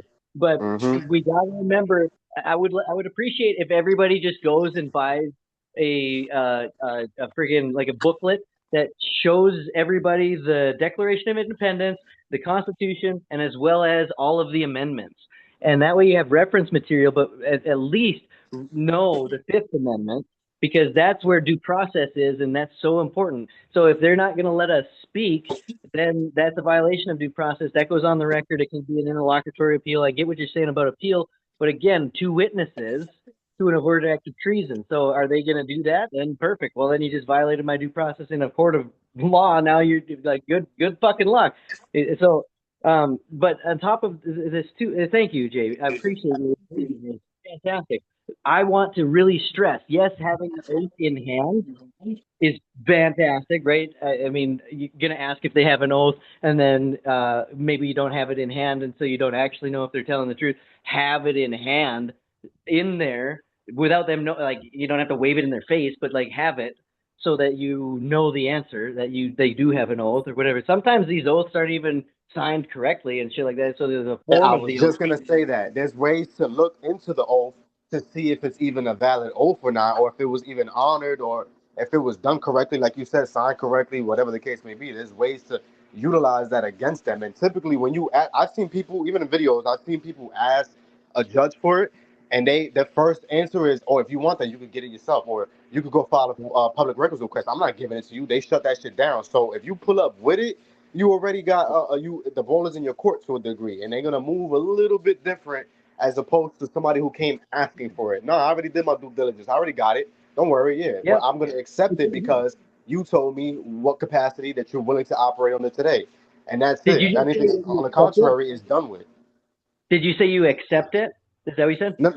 What I'm saying, I'm just saying, like hypothetically, in a manner that which, because I didn't even I didn't get to that point. We didn't even get to the point to even, No, I you know what I get mean? it. Like I I get said, bro, it. things don't even move the way you think. It's just sometimes it goes all over the place. You may have some points where you can control the narrative in certain ways, but you got to be swift with it and stand on it and continue to go.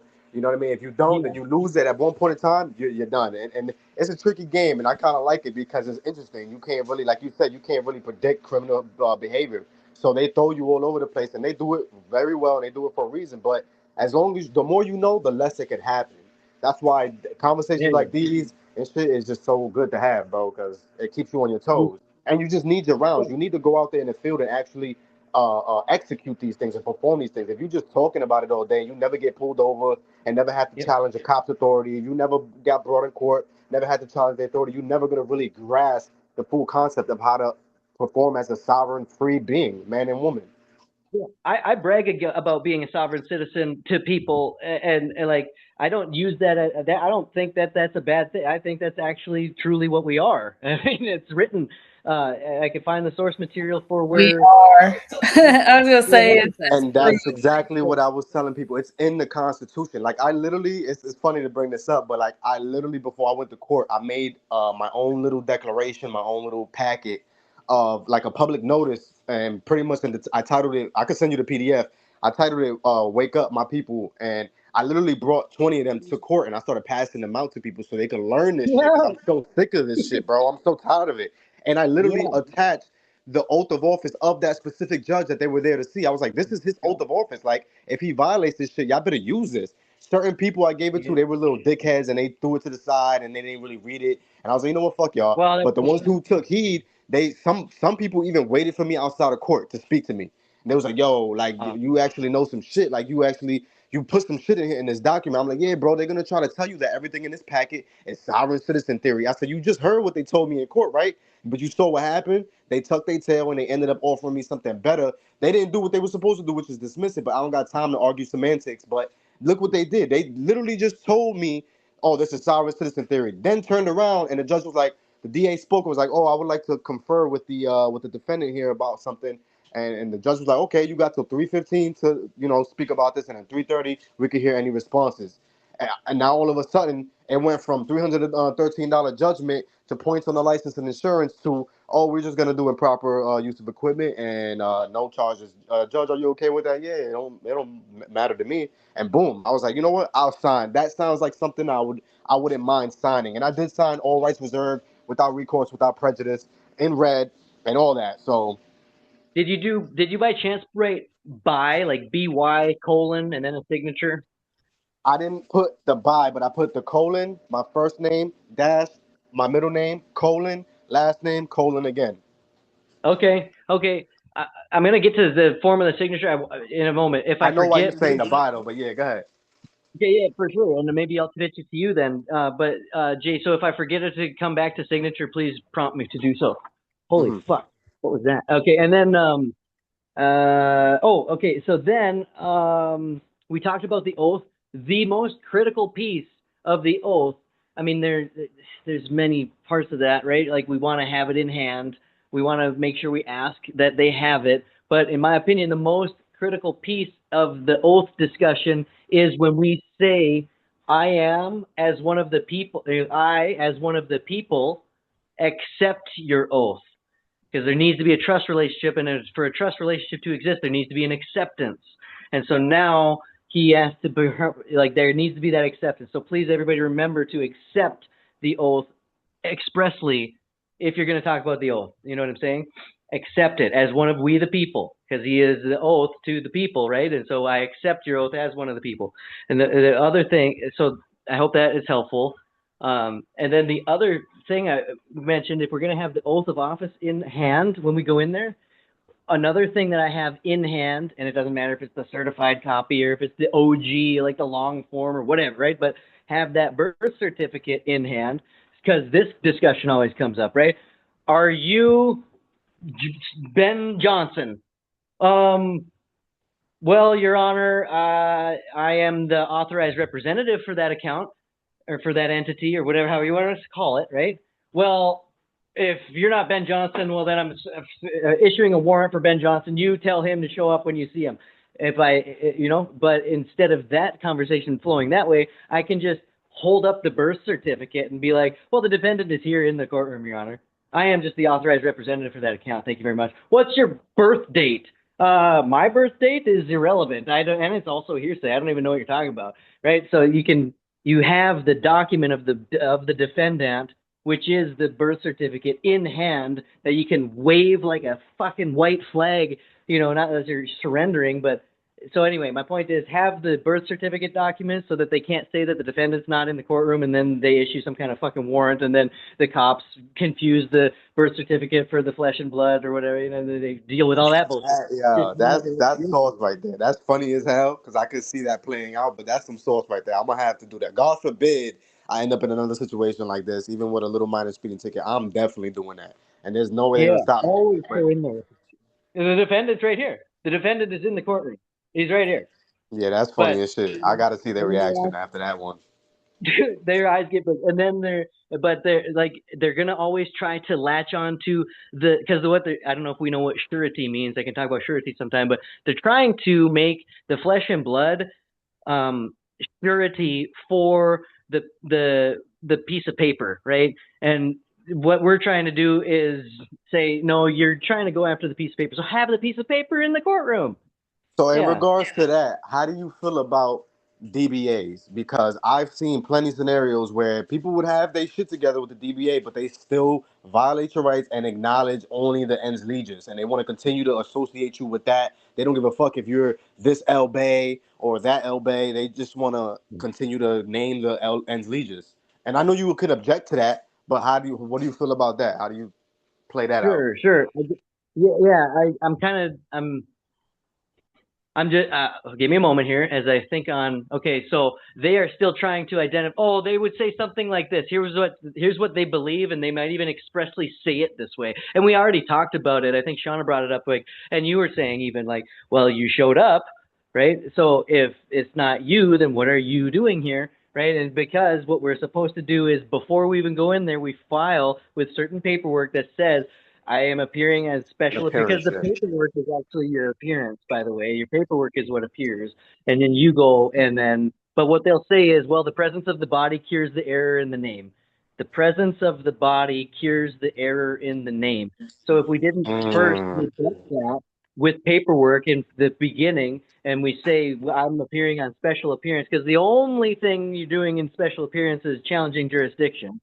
And if you don't say you're arriving on special appearance, you're automatically arriving by general appearance as surety, implied surety, for the ens legis. And so they won't give a fuck about whatever you're saying. Like, okay, well, the presence of the body cures there in the name. They don't give a fuck. What's your birth date?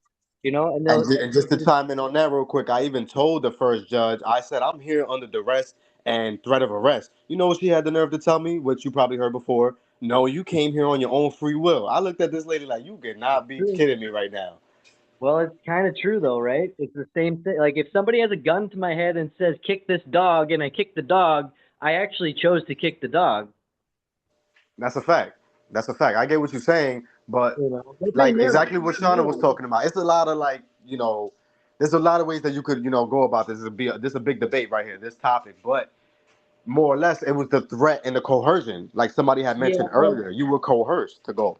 oh, for sure. Don't get me wrong. I don't condone but in their eyes, that's how they view that it was your volunteer. So yeah, fuck that bitch. Excuse my language, but yeah, dude, like that's terrible. I'm sorry that happened, but that's how they view it. Like, oh well, you don't have the balls to not show up, or you don't have the balls to file a special appearance, or whatever the fuck they're trying to say, right? That's shame on them. But if we file special appearance and we go in their special appearance and we say I'm actually here on special appearance as the authorized representative for, and then wave the shit out of that fucking birth certificate, that's a really hard thing for them to overlook. There was two things though that really stood out to her answer, and that she's not the first person that I've heard this from, and I've watched videos of this happen to people too and shit, where they say that like under threat of arrest. How come? How could you say that when you actually willingly came? When they do that type of shit, it really stood out to me two things. Either they really don't give a fuck and they just continuously just gonna continue to roll you over and just violate your rights, or she really just dropped some source in that courtroom that not too many people caught. She pretty much Bingo. told you you don't have to come. You came willingly, but you didn't file the proper paperwork or you didn't do what you needed to do. So you decided to come as opposed to having your shit together, having your status corrected or your capacity right. That's pretty much what I got out of that. One of those two things. You I get what I'm believe it saying? is because she is saying you, and when I say you, it's because I don't want to get into saying thee and thou. So please, everybody know that when I say you, I'm not talking about the fucking bullshit thing of you. Okay. Anyway, so when I personally believe when she did that, she was trying to, in a roundabout sense, you didn't file anything that told me you're here on special appearance, and you haven't distinguished yourself on paper from the ens legis in a way that I can actually recognize and Which is acknowledge. a lie though. I get what you're saying, but it's a lie though. Because I definitely if I show you my docket, you'll be like, damn, I filed a special Okay. appearance, in the proper capacity. I did all that. I did a withdrawal, what's the word? Not what was it? Disconnection is pretty much, in other words, disconnection from the corporate fiction. I pretty much filed Okay. something like that too. I did all Yep. that, bro. I did the whole nine. So she can't Yeah. even fix her lips to Aw. try to lie and say that I didn't properly present myself. The only thing that I didn't do on record, I didn't put on record a proper, I guess you could say a proper POA, which isn't really necessary, but I did put a trustee acceptance, a trustee certificate from my trust on record.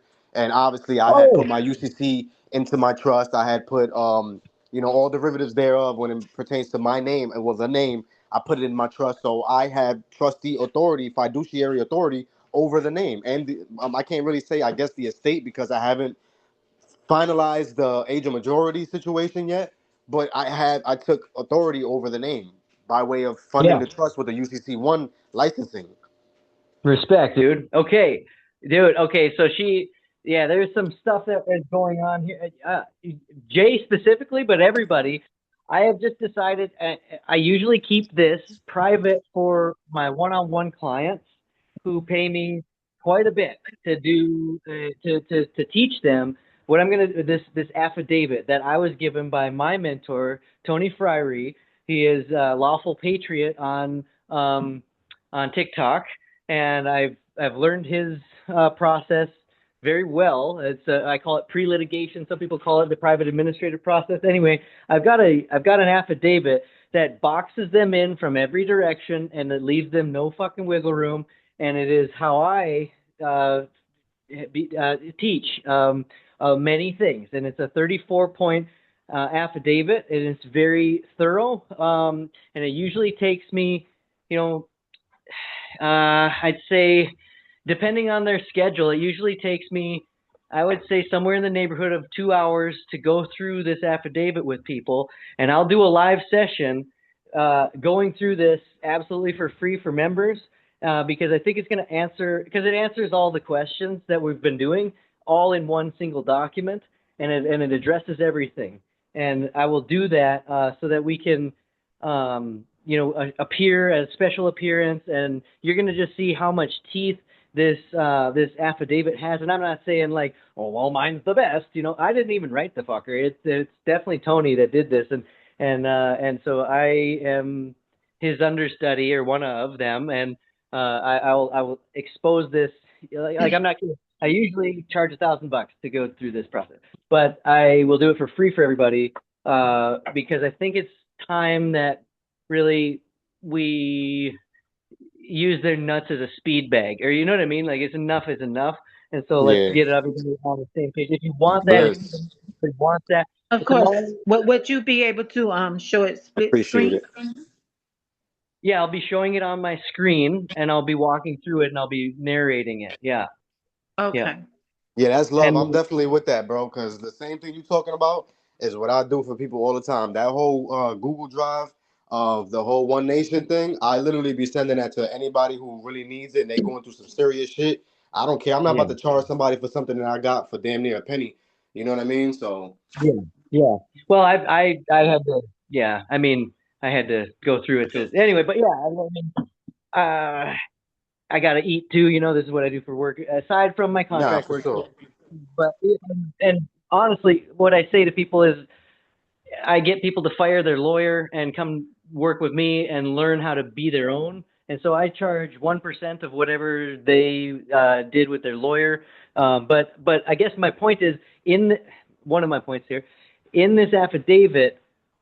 One of the most beautiful things of it is it addresses and it revokes all prior powers of attorney expressly written there, right? And so that is something that's overlooked so many times for people because they have that latent power of attorney that they gave years ago, and it's just sitting there in perpetuity, like we talked about, and we overlook that, and they sometimes are using that without our knowledge or consent, to fuck us over. So I'll go through all of that tomorrow, but I don't know what is a good time or maybe tomorrow's not the right day because it's such short notice. But long story short, it's my intention to go through this affidavit with everybody, and it takes a little bit of time. So it might be like I do it one day and then another day, or we do it all at once and it was recorded, or whatever. Or maybe I just, instead of doing status correction and court procedure, I just go through the affidavit for my sort of debut as a coach here with One Nation. I'm not sure. I guess I'd toss it to the what I'm going to call a panel of 7 participants to help me make a decision. Well, what you can do, since you're talking about that, if you can do that one day, if it's taking a little longer, you can split it up, and then the next time you could get back into status correction.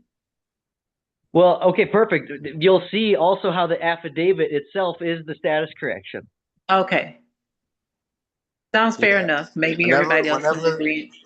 yeah, whenever you could do that, I don't really care if it's tomorrow or whatever. I just definitely want to get in on that because I also have a situation that's kind of minor, but it could use that seriously because, like I told you, how I confirmed what you were talking about the perpetuity of the POA.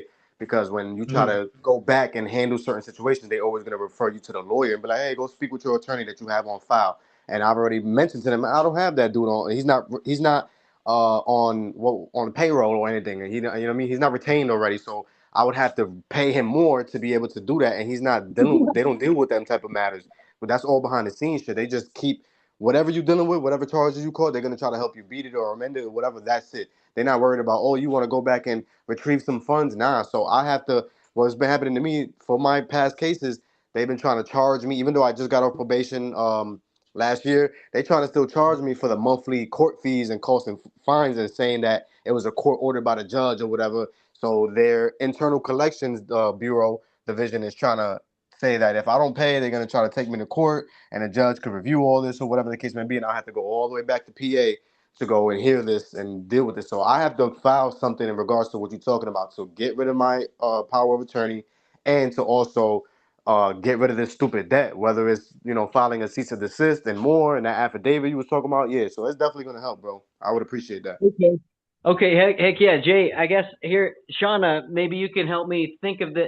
And I'm not trying to overlook anybody in here. I value everybody's input. Shauna, is it possible that one of two things? I was even thinking this. I was like, you know what I could just do? I could just do a 2-hour session every single day, and just always so if you miss it, then I'll just be live again doing it the next day, or I'll do it every single day in a way that's and do it at different times of the day so anybody can make it. but that's really Answer labor your intensive. question. I'll take you as much as we can get you. But Yeah. also, Sean, I thought I could do it one time, and then we could record it, and then have that recording be in, and we show people where to find that recording.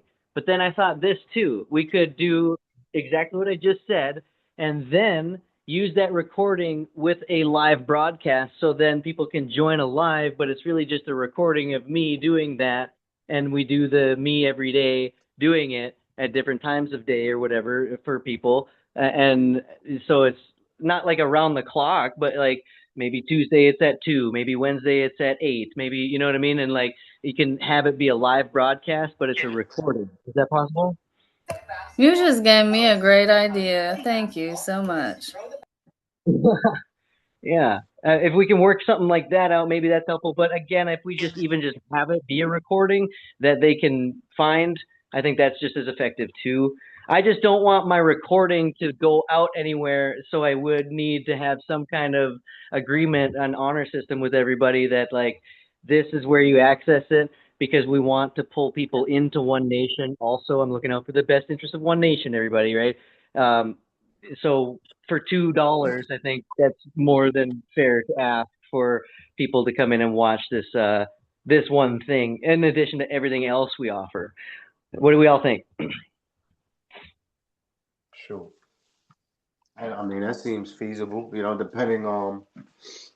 I mean, like how I got some people right now that always keep trying to get me to go up in their groups, and I tell them all the time, I'm not trying to disparage anybody or discredit anybody for what they choose to do and how they choose to learn or whatever the case may be. But me personally, bro, I'm not gonna say I done did the most miraculous things, but I done came this far with my own case, not Yeah. having to, dish out shit that I can't afford to dish out. Because a lot of people, they charging thousands, crazy dollars for the most minuscule things that you could literally look up yourself.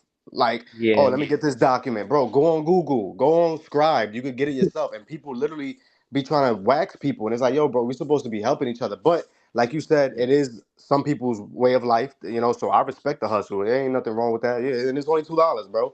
Literally, Yep. Taboo or Johnson, he fucking charged $1 to get into his Google Drive, and that's Yeah. how I got in. And I was like, yo, bro, I appreciate you. Like, I'm gonna definitely contribute to more of what you got going on, because you trying to do the things that I'm trying. Well, you working on doing the things that I'm actively working on doing too. So I appreciate Yeah. it. So yeah, bro, $2 ain't nothing, bro. Especially I for think. somebody to look at it. If you can't invest $2 into this, you definitely in the wrong game, because that's the most minuscule ask for something that'll be so beneficial for you for the rest of your life. Yeah, think of what it costs to file or to send something certified mail.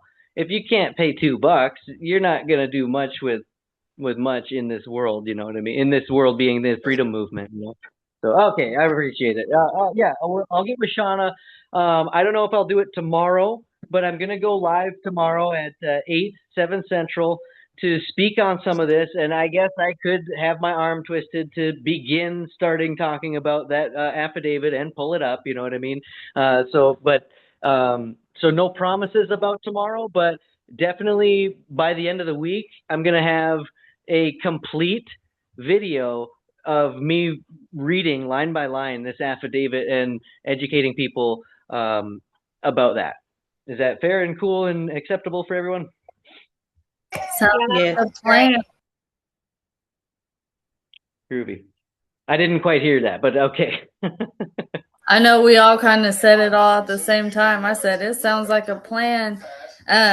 You said you're free tomorrow. Just get with me whenever, and we'll figure out a game plan, how you want to do your lives or whatever, and I'll get it set up for you. Okay. Excellent, everyone. This is super sweet. And then maybe what we could do, Shauna, too, is take some of the, I don't know if there's analytics or what the hell, of like most watched, and we can take and like chop it into shorts and put it out into the app here, so that, because 2 hours is kind of big, but maybe there's really popular parts of the affidavit that when I'm talking that we notice, and we can make it into like a shorter 30 seconds up to like 5 minutes, 10 minutes, whatever, you know what I'm saying? Yep, Chop it. Jason does that with Canva and CapCut and all of those. He does that part really, really good. So I haven't really tried to do it myself because he always really handles that. But I mean, it seems easy enough. Like you just, it's like you almost have to have it like transcribed and then you run it through and then it finds the main points, like you said. And then, yeah. So I think it'd be easy enough to figure out if I had to, but I'm sure he would love to help too. Cool. It's yeah. I'm looking forward to seeing what we can discover about analytics on Zoom. But all right, everybody. I feel I've talked everyone's ear off. I feel very selfish even, but I hope that this has been helpful. And everyone, I'm very pleased to be connected with everyone. If I could just leave you with, really drive this point home, 2 witnesses is a non-negotiable. Accept the oath of office, have it in your hand, as well as have the birth certificate in your hand, and remember the 5th Amendment. And to object to everything. Thank you. Yes. Oh, because can you tell them why you object? Because they move off presumptions and assumptions, and they're gonna continue to just violate your rights and put you in a position of their jurisdiction you don't want to be in. So if you just don't object, if you don't rebut, then you acquiesced, you stood quiet, you accepted their contract and their verbal agreement or whatever the case may be. Now you're stuck unless you rebut it. So, and in addition, Jay, thank you very much. And in addition, when we're objecting, there's 2 ways to get onto the record. You can object, or you can say, let the record reflect. And the only reason we have a record is so that the appellate judge can review the lower court's judge's behavior and therefore have appealable issues. So when you're objecting, in addition to what Jay said, you're also saying, hey, judge, are you sure you want to take that course of action right now? Because I'm giving you a chance to change your mind right now. That's what an objection is for. You're saying, hey, judge, I think you just made a fucking mistake. Are you sure you want to do that? And then he can reevaluate his behavior before he gets all jammed up himself. Yep. So an objection goes on. So, and then, Jay, we were talking about signature. There's many different ways to do this, right? I'm not going to get into the commerce part, but there, like the without recourse, right? We can talk about that another time, or someone else can speak on that.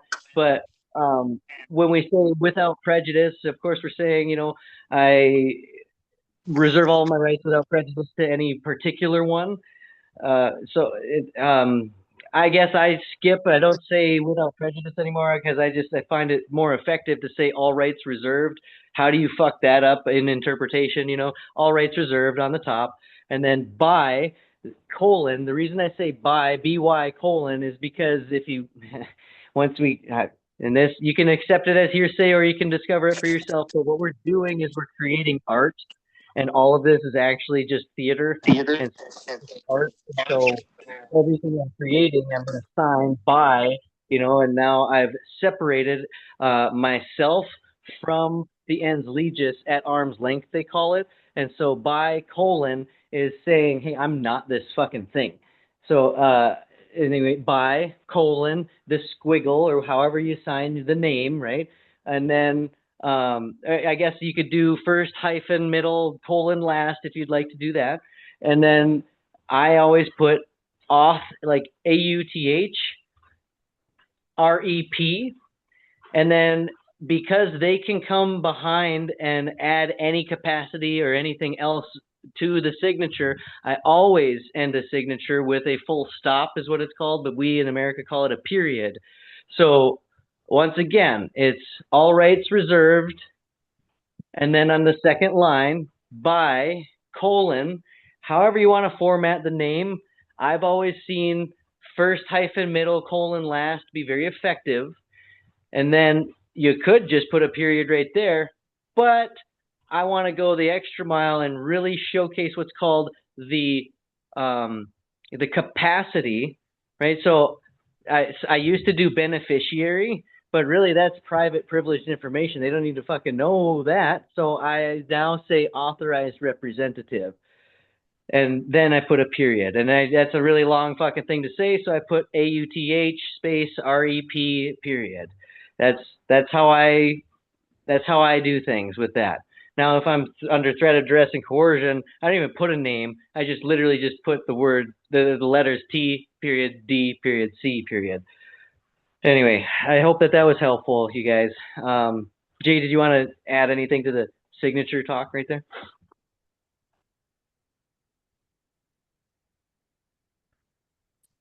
Yeah, my fault. I'm trying to unmute. Nah, you definitely hit it spot on. My understanding and my learning was you could definitely use the by, but if you didn't use the by, you pretty much is just imperative that you use some kind of, like you said, colon or the hyphen and stuff like that. Well, not or, just pretty much mandatory that you use that. But I'm gonna start using the by more too, just to put more emphasis on it.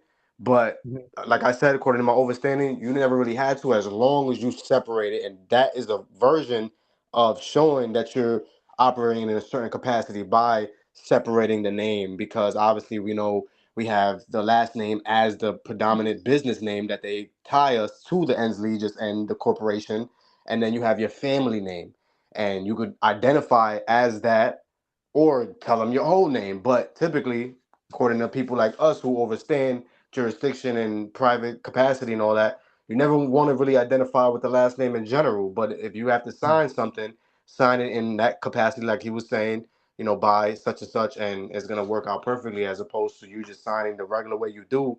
Like how I was. That's why I asked Shauna what way you signed it, because I know it does hold weight, but I'm not sure exactly how far it could take you, because how we already discussed, they don't recognize a lot of this stuff that we're talking about, even though we know it's real.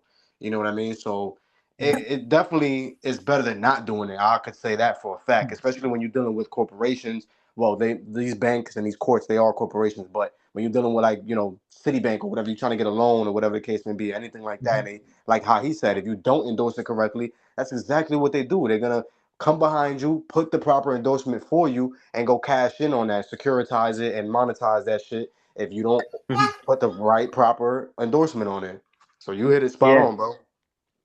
Thanks, man. Thank you. And as we become more competent in trust, there's capacities involved in a trust. So capacity is as important as the squiggle, right? So we want to be able to, like, for example, the name is a public trust. The name is a estate. It's a public trust. And so they want us to identify as this public trust thing, right? Well, I don't want to do that. And I certainly don't want to be the trustee for that fucking thing. So I say authorized representative. Or if I'm bold, I'll say beneficiary, right? But the capacity is as important. Or in my own trust, I have to sign as trustee.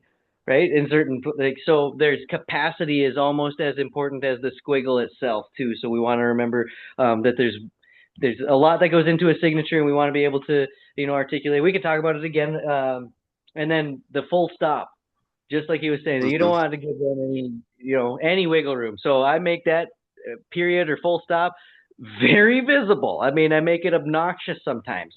So anyway, all right. One last thing I wanted to chime in about, bro. I'm not sure how you feel about this, but I don't care what nobody got to say. This shit, I realized it was real. This court date that I just had yesterday showed a lot of telltale signs. The ink that you use is prevalent too. It means something. That's different capacities as well. I'm not gonna say the word really capacity, but it does signify different things. You know what I'm talking about, right? In regards to the ink, the colors. Well, yeah, what black being dead, blue being commerce, purple being Commerce, sovereign. admiralty, maritime. Yeah, and then the red means your living being, your living soul. Not your living soul, but your living self. That I did that in court because I have I come with my little briefcase and and I have my whiteout. I have different colored pens and all that. So when I signed this little plea, I signed it in red and I did the proper endorsement that we just discussed, and and the stylization and all that with the signature. And the judge actually called it out. And he said that mad loud. He was like, yeah, so I see you sign here. Oh, and you signed in red. And that really stood out to me because typically they don't give a fuck about that type of shit. You know what I mean? But Evidently, it really stood out to him because everything I was doing was in a proper capacity. It was like all hand in hand, everything I was doing, the way I was, saying certain things and how I was identifying myself, and then on the record in my documents, and that really just sealed the deal. That let me know that was real too, because he didn't have to bring that up. Another thing too, when he was trying to disparage my one of my filings that I had sent specifically to the judge's office through his office manager, he started talking about how he didn't really understand what I was trying to convey in this packet and everything, and it was sovereign citizen theory. But when he did it, the whole time he looked down. He was not looking me in my eye. Any other time he said some valid shit, he was looking me in my eye. He was saying it with confidence and whatever. But the minute he spoke on that, this dude would not look at me in my eye because he knew he was lying. He knew that if I didn't challenge him on it, that it was gonna stay as such. So I did. I said, I object, Your Honor, and everything you're talking about is not sovereign citizen. And he was like, don't, first of all, when I'm talking, don't interrupt me. And I was like, you know what? In my mind, I'm like, you got that. But I still objected, and it's on the record because you shouldn't have said that. And it should have been I didn't think he was going to really do that, but I should have had my document ready. The memorandum of the word, a memorandum of law of the word sovereign citizen and the use of it. And judges using that against you, you could file claims against them for using derogatory terms against you in court. Why? Because in the Constitution, it says that we are sovereign. So for them to try to use that to disparage us in front of our peers and to try to invalidate our unalienable rights, you could use that against them. And that ties into their oath. You just swore an oath to the Constitution, and now you're going to sit here and tell me I'm a sovereign citizen, which is an oxymoron to try to disparage me or whatever the case may be. That's a derogatory term, more or less. That's why they use it. I knew what you're going to say, but go ahead. Oh, I mean, I used to do the oxymoron thing, and now that I don't anymore. But it's because I actually am serious. Like, it's a proud. I am. That's what we are. We're all each sovereign, and we are a citizen of a unified nation, right? I mean, I'm not saying I'm a subject of it. There's different ways to view. Anyway, I view citizen as something to be honorably used, and of course they're going to, because they're satanic. They invert everything, right? So they're going to take what's good and make it bad, and they're going to turn it into here's another thing for you, bro. And regarding sovereign citizen, we can take and make a business and trademark sovereign citizen, the term, and put it into the business, right? And so then when they use that, we can say, oh, are you using my property right now? Are you in violation? Do it. Let's do it. That's smart. Yeah, that's right. I agree. Let's get it done quickly. Yeah. Like, put it. Anyways, I thought that was genius. And like, oh, okay, well, you can't be using that. Especially in the keep that in the notes. But that's why they're making such a mockery out of it, because they want people to not be discouraged. Yeah. And keep us, keep the majority of the collective confused. Yeah, I'm so sick of these people. I'm just so tired of hearing about this wickedness. I really am. Time to do away with this shit. Yep. It's coming. I mean, I believe this is the age of revelation, and the truth will be revealed. Every knee will bend and every head will bow, and the truth we in the last days. We in the last days. It's unfolding right before our eyes. How about this one? How many debts did Yahushua pay? How many debts? How many debts did Yahushua pay on the cross? Well, everybody didn't. All of them, right? Okay. But everybody. Everybody. All of them, past, present, and future. So. No one specific person. Everybody. All of them. It's all done. It's literally finished. All they're doing is playing a game, and they get people to go along with it. All right, guys, I better take off, but we appreciate you. Appreciate you. Love back. Love is love, man. I appreciate all the game and the wisdom. Respect. I'll be talking to all y'all again. Let's stay active and fun in this community and make it fun so that, like, they just can't do what they're doing and let's make one nation, you know? Let's do it. Yeah. And I'll Let's be really looking forward to pursue. Let's movie night pursue at that some point. idea. Yeah, let's pursue that idea about the I sovereign hear you, citizen Mika. patent or the Yeah, trademark. yeah, Shauna. Let's do it. Let's do it. That Awesome. trademark idea with the patent or the sovereign citizen thing or whatever the case may be, copyright thing. That's a smooth idea that we got to implement from now on. Yeah. I think Yeah. But nah, yeah, I don't want to continue to leave you here. Go ahead, bro. I appreciate the game, y'all. Everybody, have a good night. All right, good night. See y'all tomorrow. Have a good night. Good night, everyone. Be safe as always.